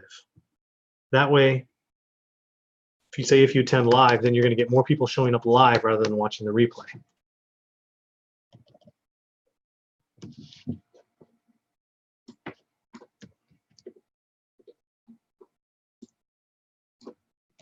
Okay. Got it. I can see that. I wasn't really clear on the idea of mechanism before. Totally. Okay. So everyone else watching this, is this helpful and is this making sense? Let me know in the chat. And if you have any questions about it, now would be the time as I'm wrapping this up. Okay. Martin, totally. Zach, yes. Cool, cool. If you're an aspiring filmmaker, you want to get into filmmaking, this training is for you. Cool. So now we go into like who this is for. I want to get into filmmaking. This training is for you.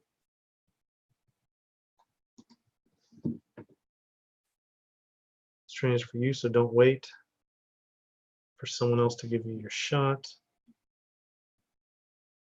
Learn how to do it yourself and set yourself up for success from day one. Instead of how to do it, learn how you can use these tools that set your film up for success, for proper funding from day one.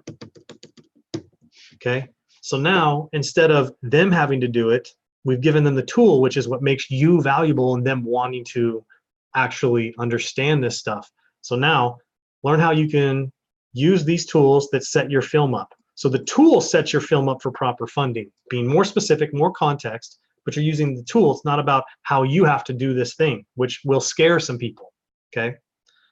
Yes, Kirsten, like make the mechanism the hero. You like that. The make the mechanism the hero is something that most even pro copywriters like don't even get, right? I swear to God, I invented it. Maybe I didn't, but sure feels like it sometimes. Because I've never seen it anywhere, you know? Click below to reserve your seat. Reserve your seat and lock in your spot. Boom.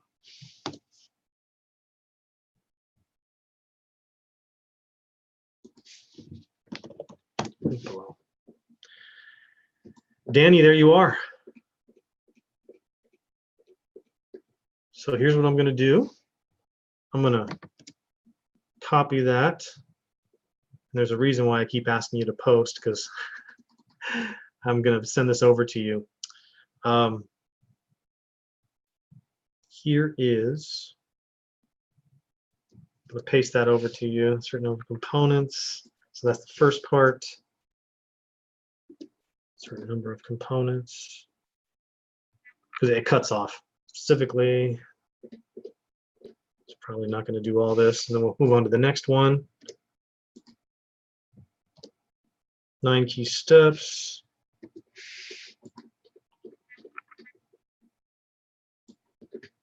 Okay, last part. Okay.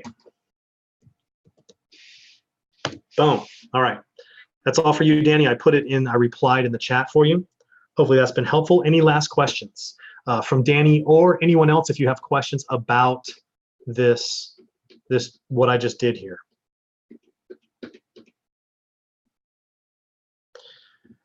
Okay, totally, Zach, James, yes. Chris, you're the Gary Halbert of our time.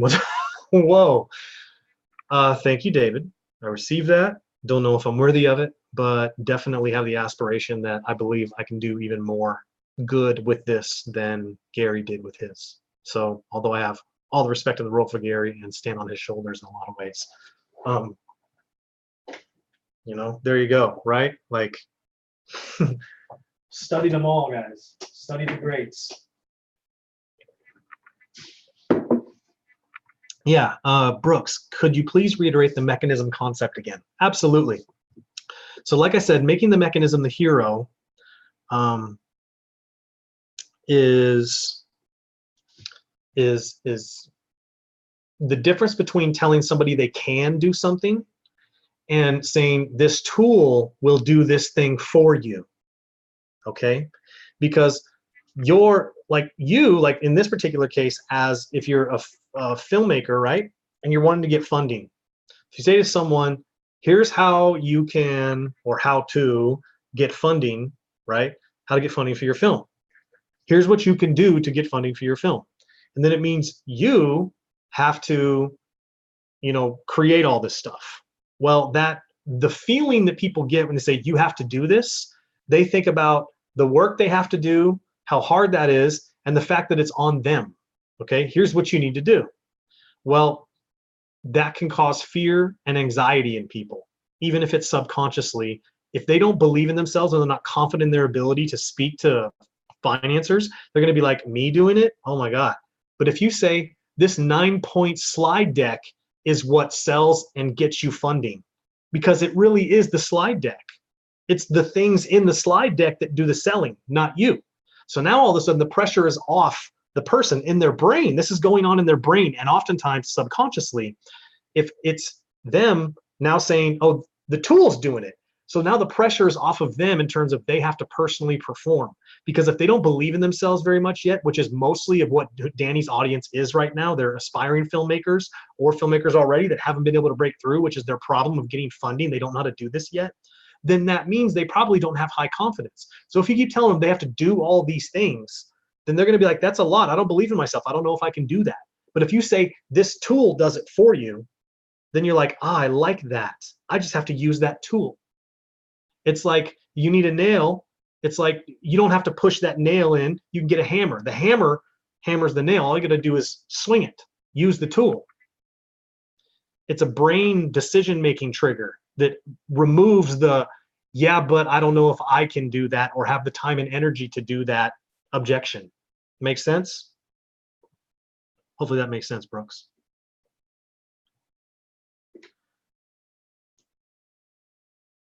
Okay.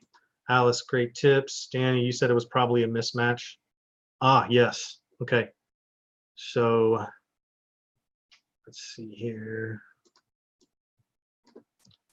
I think that some of it is, but you didn't really build a lot of value through here. So that could be some of it too, is people are not going to go there and really believe it because you didn't, they're kind of curious, but you didn't do a lot of giving that value prop here, the value proposition of kind of giving them something tangible, the prove it points of those 3 questions. Now that we gave them something, then you may have something a little better, right? So let me go here and make sure this thing isn't all weird.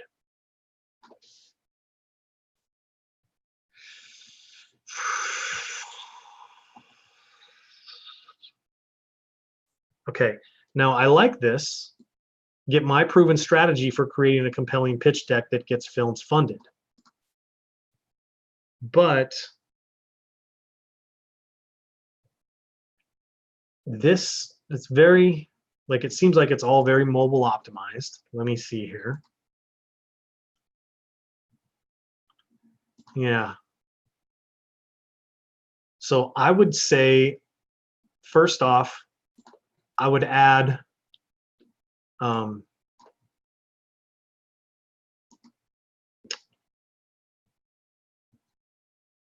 me do this. For one, it's kind of like one, film financing isn't gonna really cut that, is it? Okay. So what I would be doing differently here is, I like the subhead, proven strategy for creating a compelling pitch deck that gets films funded. Ultimate film financing plan. First off, I put quotes around it. And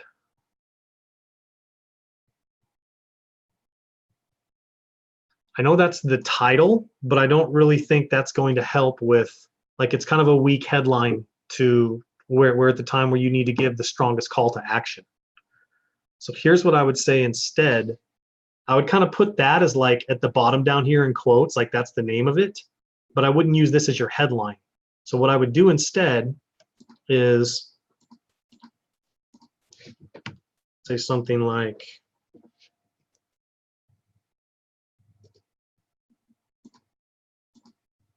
ultimate film financing plan. What's going on here? Okay.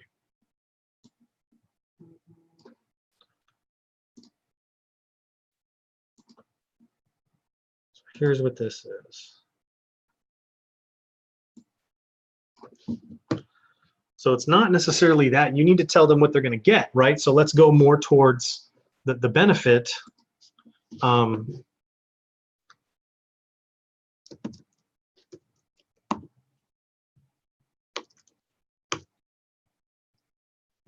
Discover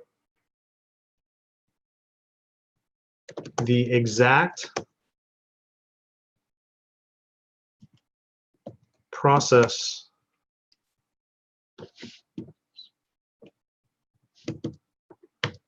hold on, let me make sure here, because okay, my proven strategy for creating a compelling pitch deck that gets film funded. Honestly, that's your headline. This is just the title, which you need to put like in subtext, either right here above it or somehow down below it. So where I would say is, this is a good directive. This is actually a better headline. Proven strategy for creating a compelling pitch deck that gets films funded. Discover. This is the exact thing. So there's a little bit of tweak to this. Okay.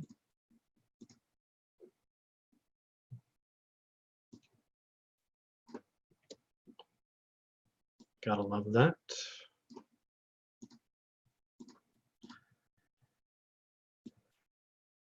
I like the get my proven strategy for creating a compelling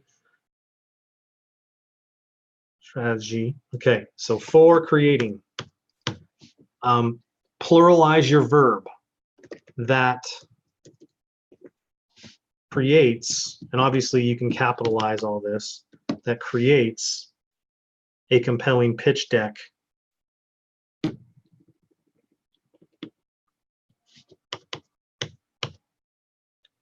creates a compelling pitch deck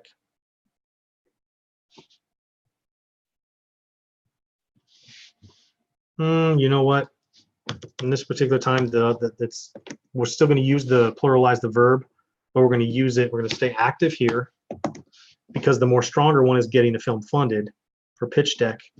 That gets films funded, and then we need a challenge. So Danny, what's the biggest challenge that people say when you start talking about, look, you know, you can do this, and they're like, yeah, but I don't have this.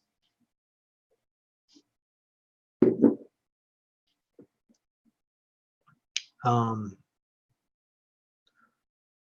strategy, we're going to pitch deck that gets films funded without, you know, you could say without compromising the integrity of your film.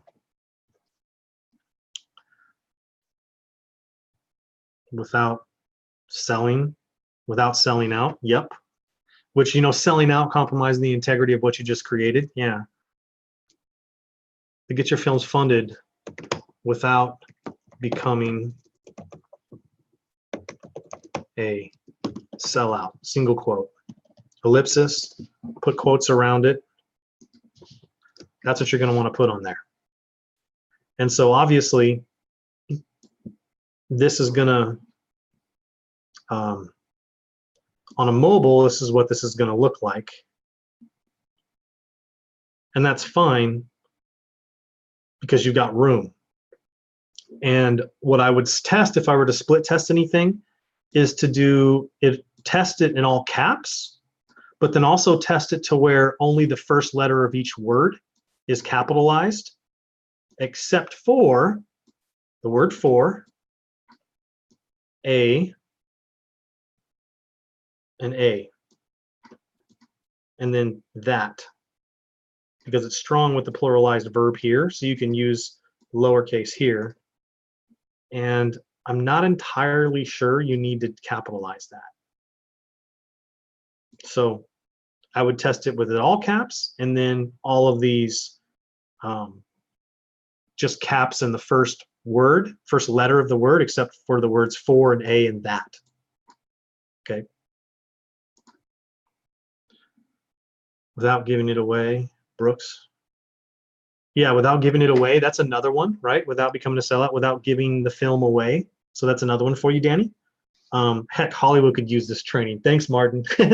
That's funny. So there you go. All right. That's what I've got for you. Is let me put that in there for you, Danny. Thank you so much. Really appreciate it. Glad you appreciate it. Okay. So now the thing is, Danny, that what you may want to do is to be able to do this, obviously, you know, look, I helped it a lot, that ad's going to work, but there's more angles here, right? So here's what code does for you. You see, with code, we have 22 different headline formulas, and you need to be able to reach more than just a few people out of every 100 in your audience. So like your click rates here, they were your CTR all. That's right, it was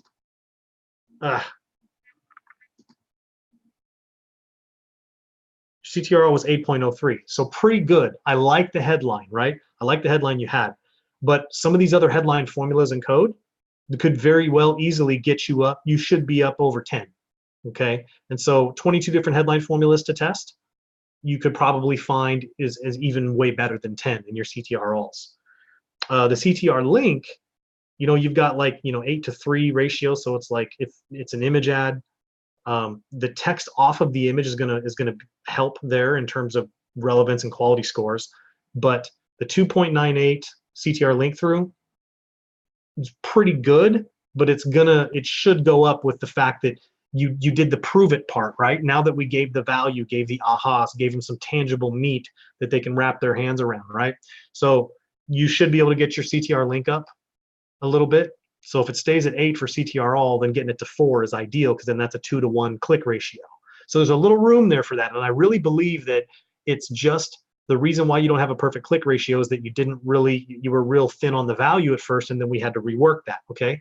So the templates in code, there's a couple of these that work really well. We've got the Better Way webinar invite, which really weaves more of a argument for why the case you're making is really the case. And then you've got the Rainmaker template, which is going to really help you empathize with people and walk them through scenarios so that they really put themselves inside of it, okay? So, but the big thing is the first module, the 18 social rules of engagement, huge, because then you're going to, like you saw me, like I've talked about 2 or 3 of them here, but there's like 15 more. And so you may, like between the training on the webinar and today, may have learned like 3 or 4 of them, but there's others that help you from not losing people and engaging people properly and keeping people's attention, like the complete sentence and complete thought thing. That's super important, right? So things like that, all right? So I would highly recommend you pick up code. It's already upped my stats, just using the little I learned from your webinars, already upped my stats. Right on, Danny. Cool, cool, cool. All right. Sounds amazing. I'm definitely looking at it. Right on, right on. And remember, guys, like what comes with this is you get an hour of this. Okay, so it's like everyone's looking at this offer going, you know, it's $997 or $597, 2 payments. Like that's a lot. What you're not realizing is I charge $800 per hour for personal consulting. And when you finish this course and you create your ad, I give you 1 hour. That's like giving you $800. It's $997. So it's like you're paying $200 in terms of value. Okay, so keep that in mind. I can go much further with you looking at everything and in that hour. I didn't take an hour here, or did I? Close. All right, but that's how much we can get done, and possibly even more, because I'll look at your offer as well. So, but I think, yeah, Danny, like that's what you had as your pre-headline really needs to be your headline. And that's going to give them a specific directive as to why to get there. The title of the webinar doesn't even matter. It's what they're going to get on the webinar that matters. All right, Martin. I bought it because I'm going to make it back in a week, thanks to you. You know, that's probably a really good way to look at it, is that how quickly are you going to increase your ads? So anyways, let's move on to the next one, guys. I'll do one more here because this took a little longer on this one, but hey, you know, that's like, you guys got to see this. Like, was that helpful? Let me know in the chat if that was helpful, that to watch me go through and kind of like nuance these things and how many things make sense and how many things are actually like making sense for you, okay? Let's see here. Okay. All right, awesome. Checking chats. Okay. Was also a little intimidating. Nah, it's step by step in the course, Martin. Don't even worry about it. Anthony, makes sense. Right on. Postmat above. Yes, but we have Brooks first. So let's see here.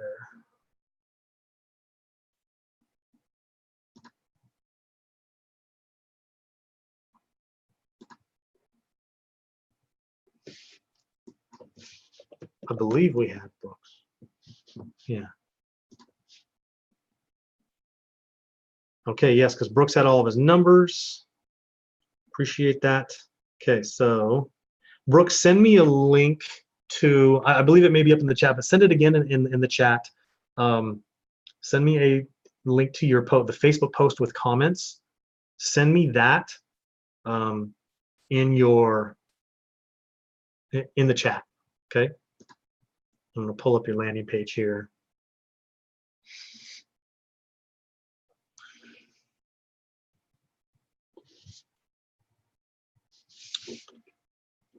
Okay, I'm seeing this, I'm seeing this. Okay, cool. All right. So I'm going to share my screen so you guys see the metrics here. And all right, so some of you may not be able to see this the way it is at the moment.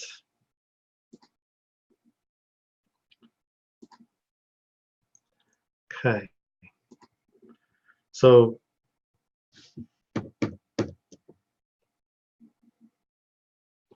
all right, Brooks, gotcha. So CTR also, I'll just tell you just from reading the metrics what I see, all right? Your CTR all is 4.86. Now, if you're going direct to sale, optimizing for purchase, you're right in the ballpark, okay? Could be better, but it's about average, okay? Your CTR link, average for code style ads, right? Your CTR link, 2.44. So this is, because of the way your ad is, it's kind of like just a simple kind of thing that they don't click on. I kind of see that as an image ad ratio, and you guys will understand that in a minute because it's like a couple second, type of video. So I would be looking for a 2-to-1 click ratio. You have that right now. That's very good. That's what you have going for you. That means they're clicking the see more to read the rest of the text. So you've reached 7,000, you're good there. Impressions 10,000, so your frequency is like 1.3 or so. Then your CPM is 79.26, super high. Okay, that means that we could probably be better in a few different places, but that might just be because you're optimizing probably for purchase on this.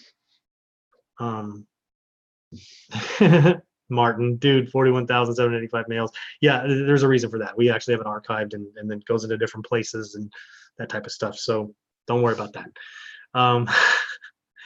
So then your results, 58 leads, 5 demos booked. Okay, your cost per result, $14.30 for a lead, for a demo, for a lead to get an application, pretty decent. Okay, I still think room for improvement, but good, right? Cost per demo is 200. That's too much. So we have a discrepancy where you're only getting a fraction of the leads to actually get on as a demo. Okay. So Brooks, actually optimizing for an opt-in at this point. Okay, if you're optimizing for an opt-in, then this is too low. This is on the low end of an opt-in. An opt-in usually for a lead, you want to be up at like 6, 7, 8 minimum for your CTR all. So that means that we've got either message elements are not perfect primary message elements, or the way it's expressed is not clear. But I think there's clarity in there for the most part because you're getting people to click the see more based on your click ratio. Because you've got the CTR all 4.86 and then your CTR link is 2.44, which basically means 2 clicks on the ad. 1 click to see more and then 1 click to click the link, which is 2 clicks overall, but 1 link click. The problem is 4.86 for that is not that high. And so it may not be the primary elements for the audience that you're using, okay? Or they may need to be nuanced a little differently, or they may need to be defined a little more. Like I said, I haven't looked at your ad yet, okay? But I'm just going off of what I see with the data. So 5 demos booked out of 58 leads. 1 out of 10, like 1 out of 6, pretty much. Like you're not doing enough in your ad to pre-qualify them for this, okay? So your relevant scores, quality scores, 8 and 9, that's great, okay? But selling marketing automation software. Okay, so let's take a look. Kirsten after run, thank you, Chris. This was great. I submitted my ad as well, but in case you were going to use it, you can use another one. Thanks for sharing your wisdom. Appreciate it, Kirsten. Take care.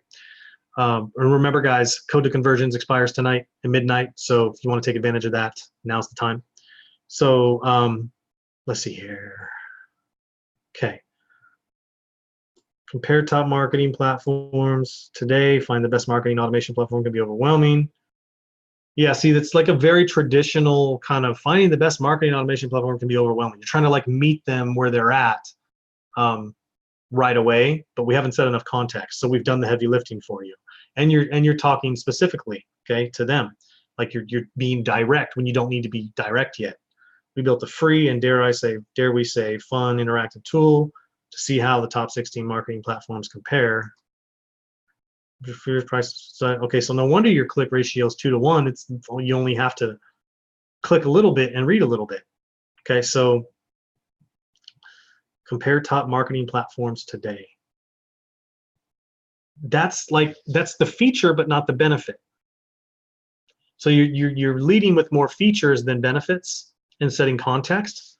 So I would be going about this a little bit differently. Okay, so let's Stay with me in the chat, Brooks, and we'll work through this.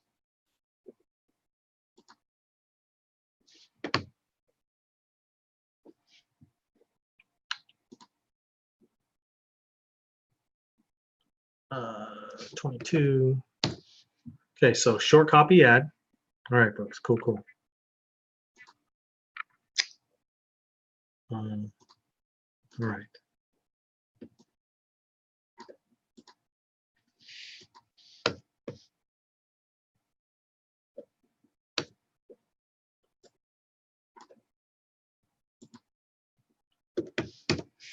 All right.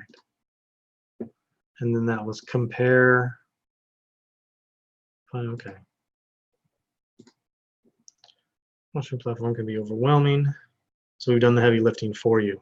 Okay, so we've got the pain, which is overwhelming. Well, that's like the, yeah, that's like overwhelming is kind of the pain of finding the best marketing automation. And finding the best marketing automation, that's the benefit. Platform can be overwhelming. So you've got like benefit and challenge, basically, or benefit and pain. So we've done the heavy lifting for you.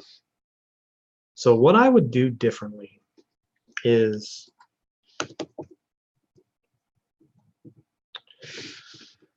so Brooks, tell me what would you say finding the best marketing automation platform is the pain, but they already know that. So let's go solution aware.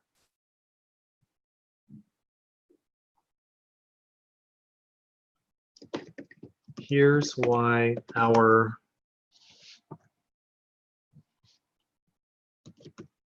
marketing automation platform seamlessly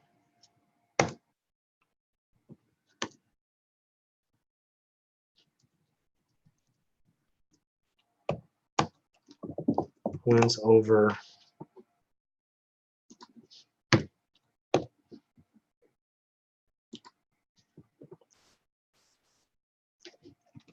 every other platform. One sec, guys. Yeah, still on. Yeah. Yeah. Here's where marketing automation wins over every other platform. Wins over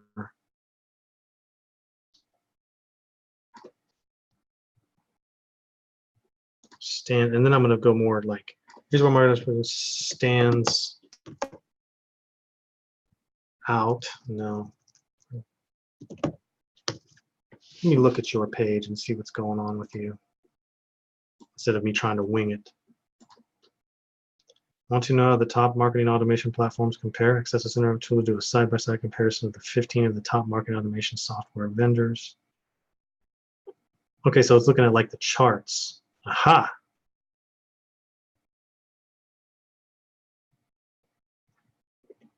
I like it, Martin. Okay, so that's all that really is. Okay, so okay, cool. All right, so then then we can't go the here's why route. So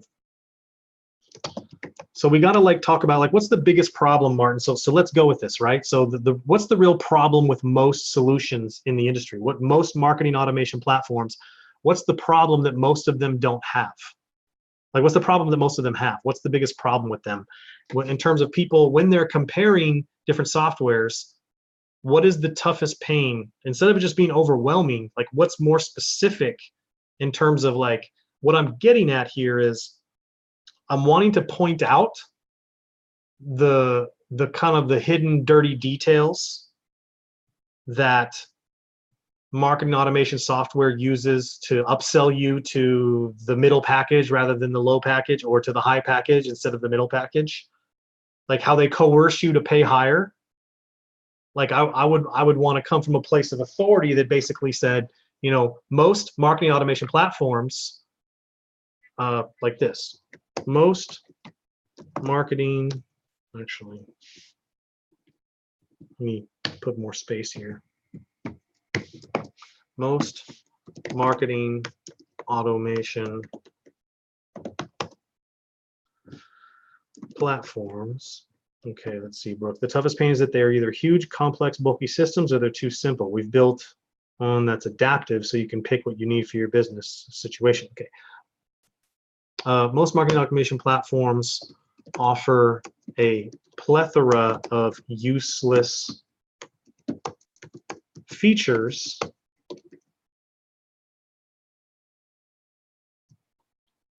let's go to the more singularized focused approach, offer only a handful, a select few features that we actually use.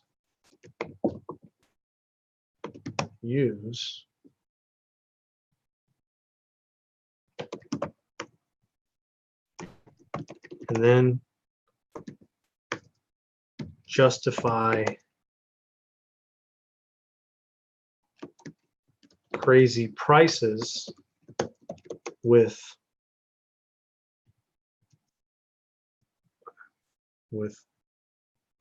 extra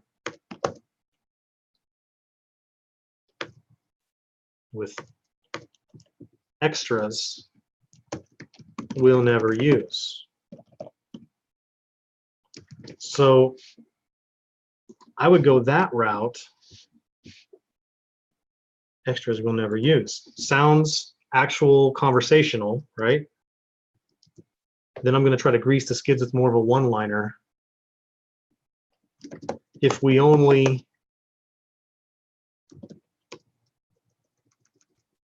so it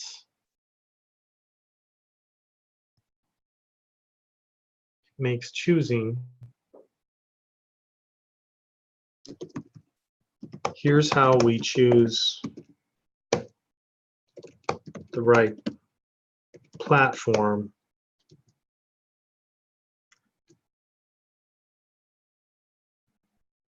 Choose the right platform for us. Getting agreement, making it about them. So we choose the right platform for us. Okay, so I'm going to engage, and I'm going to present the problem, which is we have found, or we find, present tense, right? We find that, even better, active voice, we're finding that, it stops here, or is that too markety? You can, yeah, there's nothing wrong with that. We're finding that more than half the features offered on any given platform are never used. Okay, either too bulky of an offer, where, because you said to me the toughest pain is that they're either huge, complex, bulky systems, or they're too simple. We've built on that's adaptive, so you can pick what you need for your business and situation. So either huge, complex, bulky systems,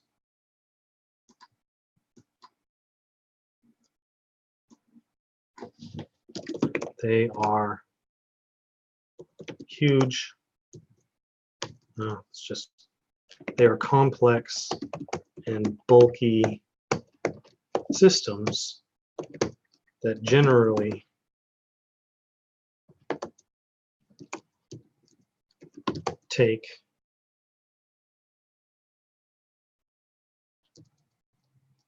waste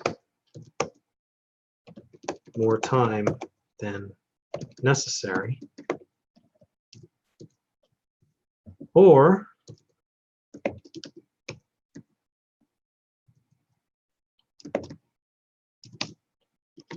they are too simple and we find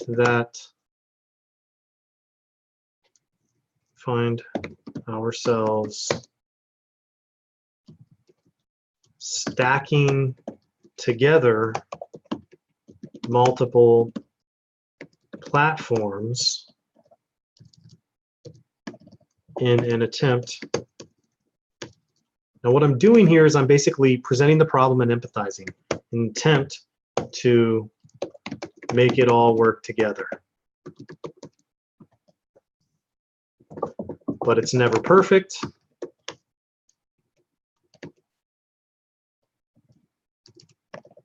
Not even close. That's why we created VBout. Is that what this is called? VBout. Okay.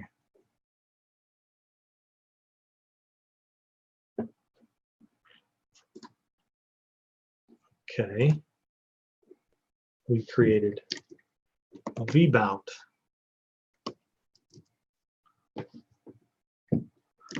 Where you can do side-by-side comparisons of the top 15 marketing automation software in the top 15 marketing. I can hear the top 15 marketing automation softwares available.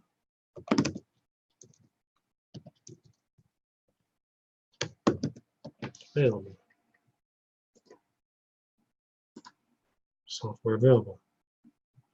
Software platforms available. And correct me if I'm wrong, Brooks, but you probably you get to choose. Okay, email marketing automation. So okay.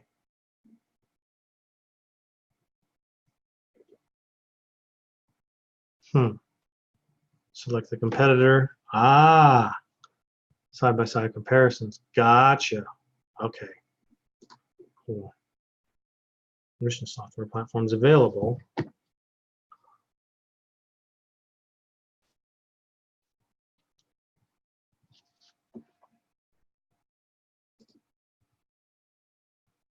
Yeah, that's true. Do a side-by-side comparison. Yep, don't pluralize that. Not the verbs. Side-by-side compare, or not the verbs, but the noun. Side-by-side comparison of the top 15 marketing.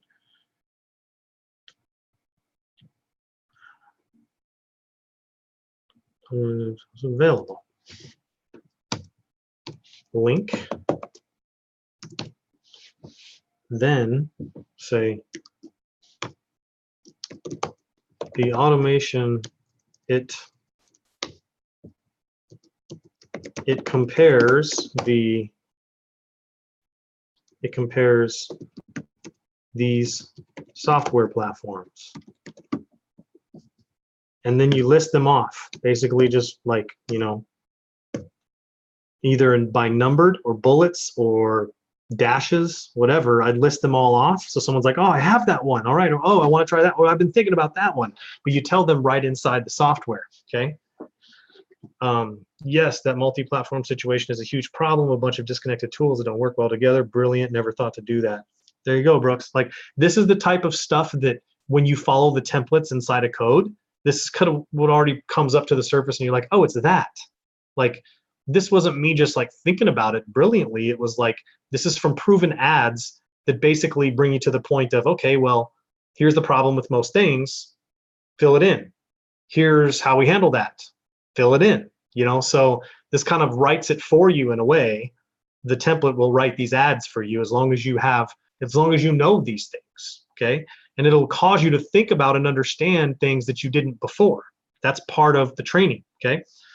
So that's why I recommend Code to Conversions. But let's finish this. It compares these software platforms. Boom, boom, boom. I'm just going to do 3, instead of 15. And then after that, let's see. Do you have any testimonials? Actually, after that, I would be putting another link after all those. Yes, we do have testimonials. Okay. Insert. Here's what name had to say about using our software. Boom. And then just whatever they said. Okay. Now, the last few things here are going to be in the convert section where we're doing like value justification, which you don't need to do because you're not like, basically you want to use the time saving element here of being able to figure out. So we would say more like being able to determine which platform works the best for you can save thousands of hours of headaches that comes with hours of headaches. It's a long thing. What I'm doing is risk reversal. 1,000 hours of headaches that come from choosing the wrong platform, choosing the wrong platform in the first place.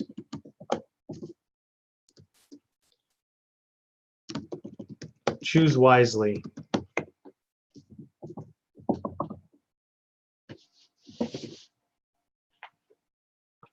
That simple.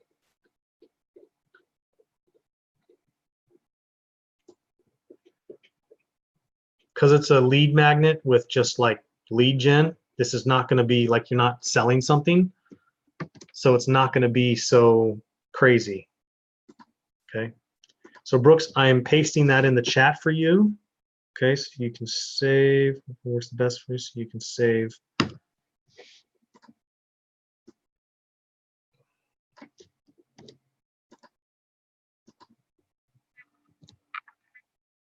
There you go. All right, so you got the rest. All right, so we've officially been going really long on this. Now, I would be, you know, you optimize for leads, you optimize for appointments, but honestly, like now that you can use this text, I would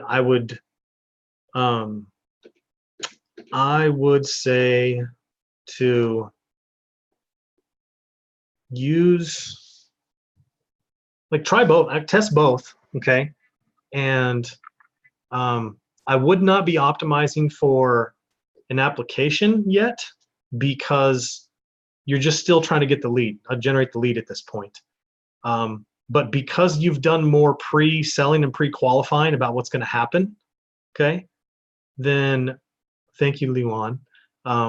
Hopefully I'm saying that right. I truly apologize if I don't.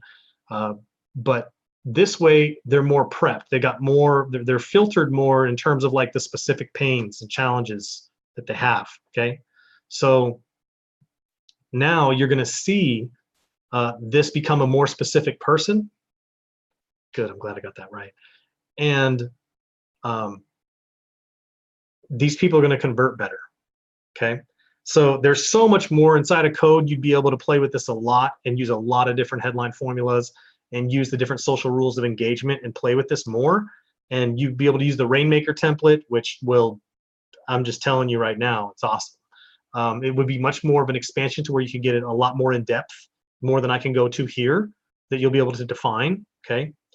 Brooks, they go into a 12 email nurture sequence after they opt in. Each one adds some value with a link to our blog content, and each has a CTA to book a demo. Yeah, thanks so much. This was amazing. You're welcome, Brooks. And what I would honestly say is take those 12 emails and use those as retargeting as well, okay? But I think you're going about this the right way. But also look at some of this blog content. Anything you've gotten a lot of feedback and comments on, if there's a way to integrate that into this actual ad on the front end, I would definitely do that. It always helps, okay? So, all right, I'll open it up here for questions before we just want to go through here real quick and also let's see here. Is it not working? Okay. There we go. So the important part for you, as well as, and Danny, I want you to pay attention to this as well, is when you get inside the course, they've got the webinar here that you can rewatch, right? Here, and then you get into the group, which is where the real magic is, okay?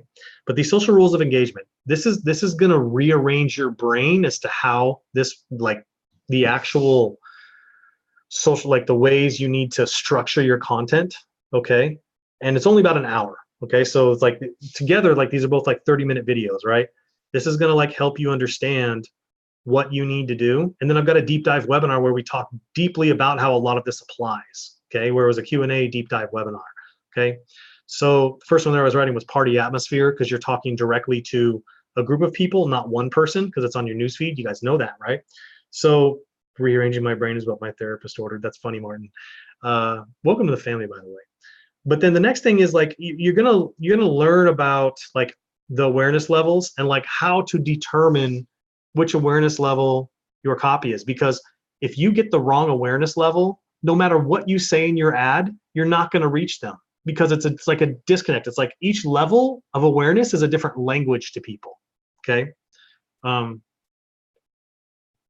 Martin, thanks. Happy to be here. Already made friends with AJ. AJ is awesome. AJ Silver's in there.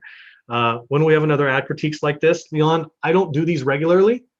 So here's the cool thing, though. Here's the cool thing. I don't do these regularly. I don't plan these. Sometimes I do them. I did this kind of as a consolation because we had we kind of sent the wrong links to people for our last promotion, and I felt bad because you guys didn't get a chance. A lot of people didn't get a chance to get on live on our last promo.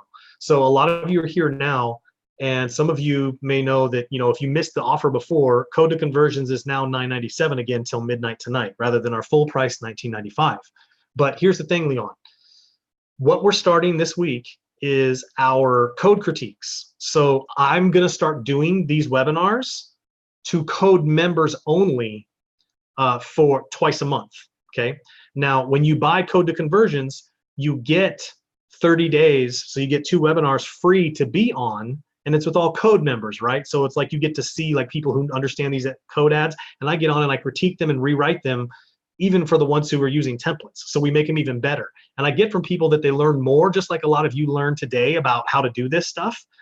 You learn a lot more about it, and you learn just by watching. It doesn't even have to be your ad doing the critiques, but you just learn by watching me go through this stuff and understanding the philosophy and the methodology, okay? And so when you get code as a part of this special offer, that's usually a $97 a month. We're charging for that $97 a month, but it's only for Code to Conversion members. You have to buy Code to Conversions in order to have access to be able to take advantage of code critiques. And it's going to be $97 a month for 2 webinars. And you get 30 days access. So you get 2 of these webinars for free if you join Code to Conversions by tonight. Okay. So that's something I think is a great freaking deal on top of the 1 personal hour you get when you finish the course. So that's what I have for you in terms of the offer, in terms of what you're going to get. But understand, like, you know, I've got these headline formulas. Like I showed you, this one was on the webinar, but literally I'm going through and showing you like the ad itself, the headline formulas. I got 22 of these. And there's actually more because we've got below creative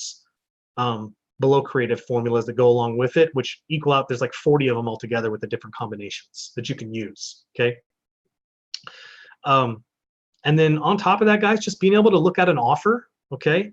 Like this is the offer, and now the NNS 105% framework, which explains what you need to look at in the offer that then you go and put on your Facebook ads, right?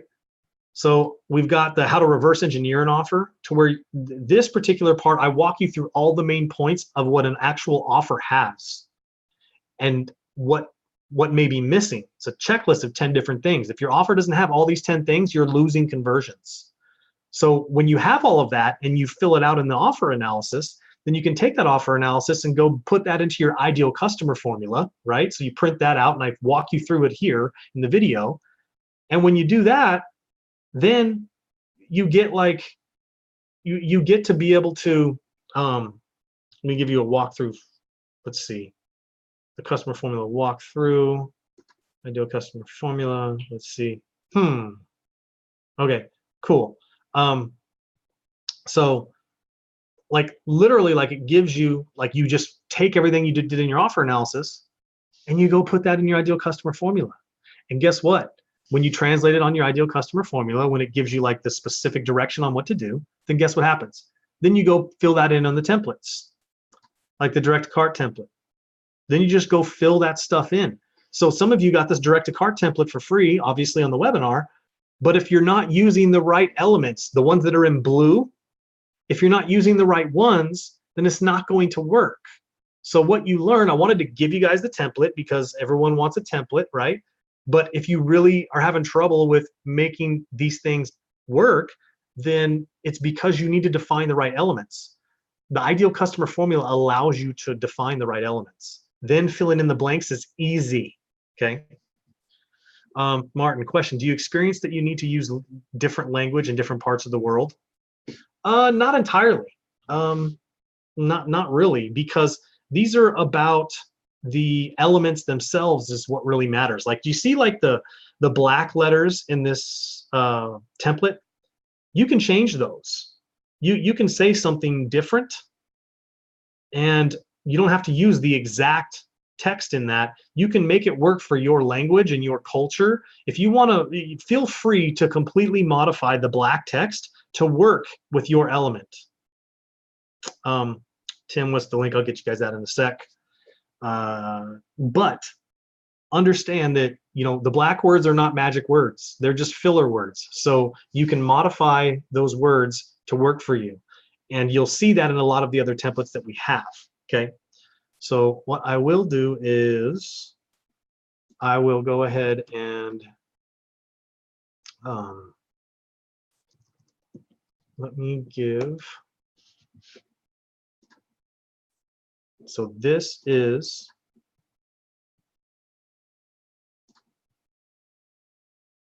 the link. This is what you're going to see. This is the page, okay? And the replay is still up right now, so that's in your emails usually, the last replay. And $9.97 or 2 payments of $5.97, okay? Like you said, like as of recording this, there's, you know, a few hours left, but not much. But this is everything you get, okay? You just click that button. It takes you over to the checkout. I'm going to go ahead and throw this in the chat for all panelists and attendees. Here's the link. For any of you who still want to get that. And it just lists out everything, okay? And here's the cool part. For those of you who want to learn all about our Ninja retargeting and our scaling process to set up the foundation to really scale without losing your ass on your ads, we usually sell it for $497 for 500 bucks publicly. This is the only place right here that you can get it for $297, okay? So instead of 500 bucks, you can get it here for $297. If you don't pick it up here, the only place you can ever buy that is for 500 bucks as an add-on inside of our Teachable account, okay? But here, one time, just click that little button, and it's going to add $297 to your payment. Even if you're doing a $597 to pay, it's going to add it to, it's going to just give you $894 for your first payment, and then your second payment of $597 will come through in 30 days. So, but remember, completion guarantee, give you 1 hour of private one-on-one coaching when you finish this. I mean, I can't really say that, like, there's more value in this than anything I've ever seen, and I think you guys will find that out. So hopefully you guys see the value in this. The link is in the chat, and the offer expires tonight at midnight. And if you're watching a replay of this, obviously that's less. You may be watching it at a time when we still have this promotion. It may be just training for you, but the promotion may be not there. So whatever happens, if you're watching this somewhere, you can click the button to find out if we've still got that special. Either way, even if it's not, at $19.95, it's still way more value than any course I've ever seen. And I do believe in integrity and making sure that we follow through with what we say and do what we do. So you guys will see that inside the group, that it doesn't end here, it only starts. It's only the beginning. So with that, we're going to wrap it up. Thanks for sticking around for 2.5 hours. And hopefully we'll see you on the inside. Take care, everyone. Good night.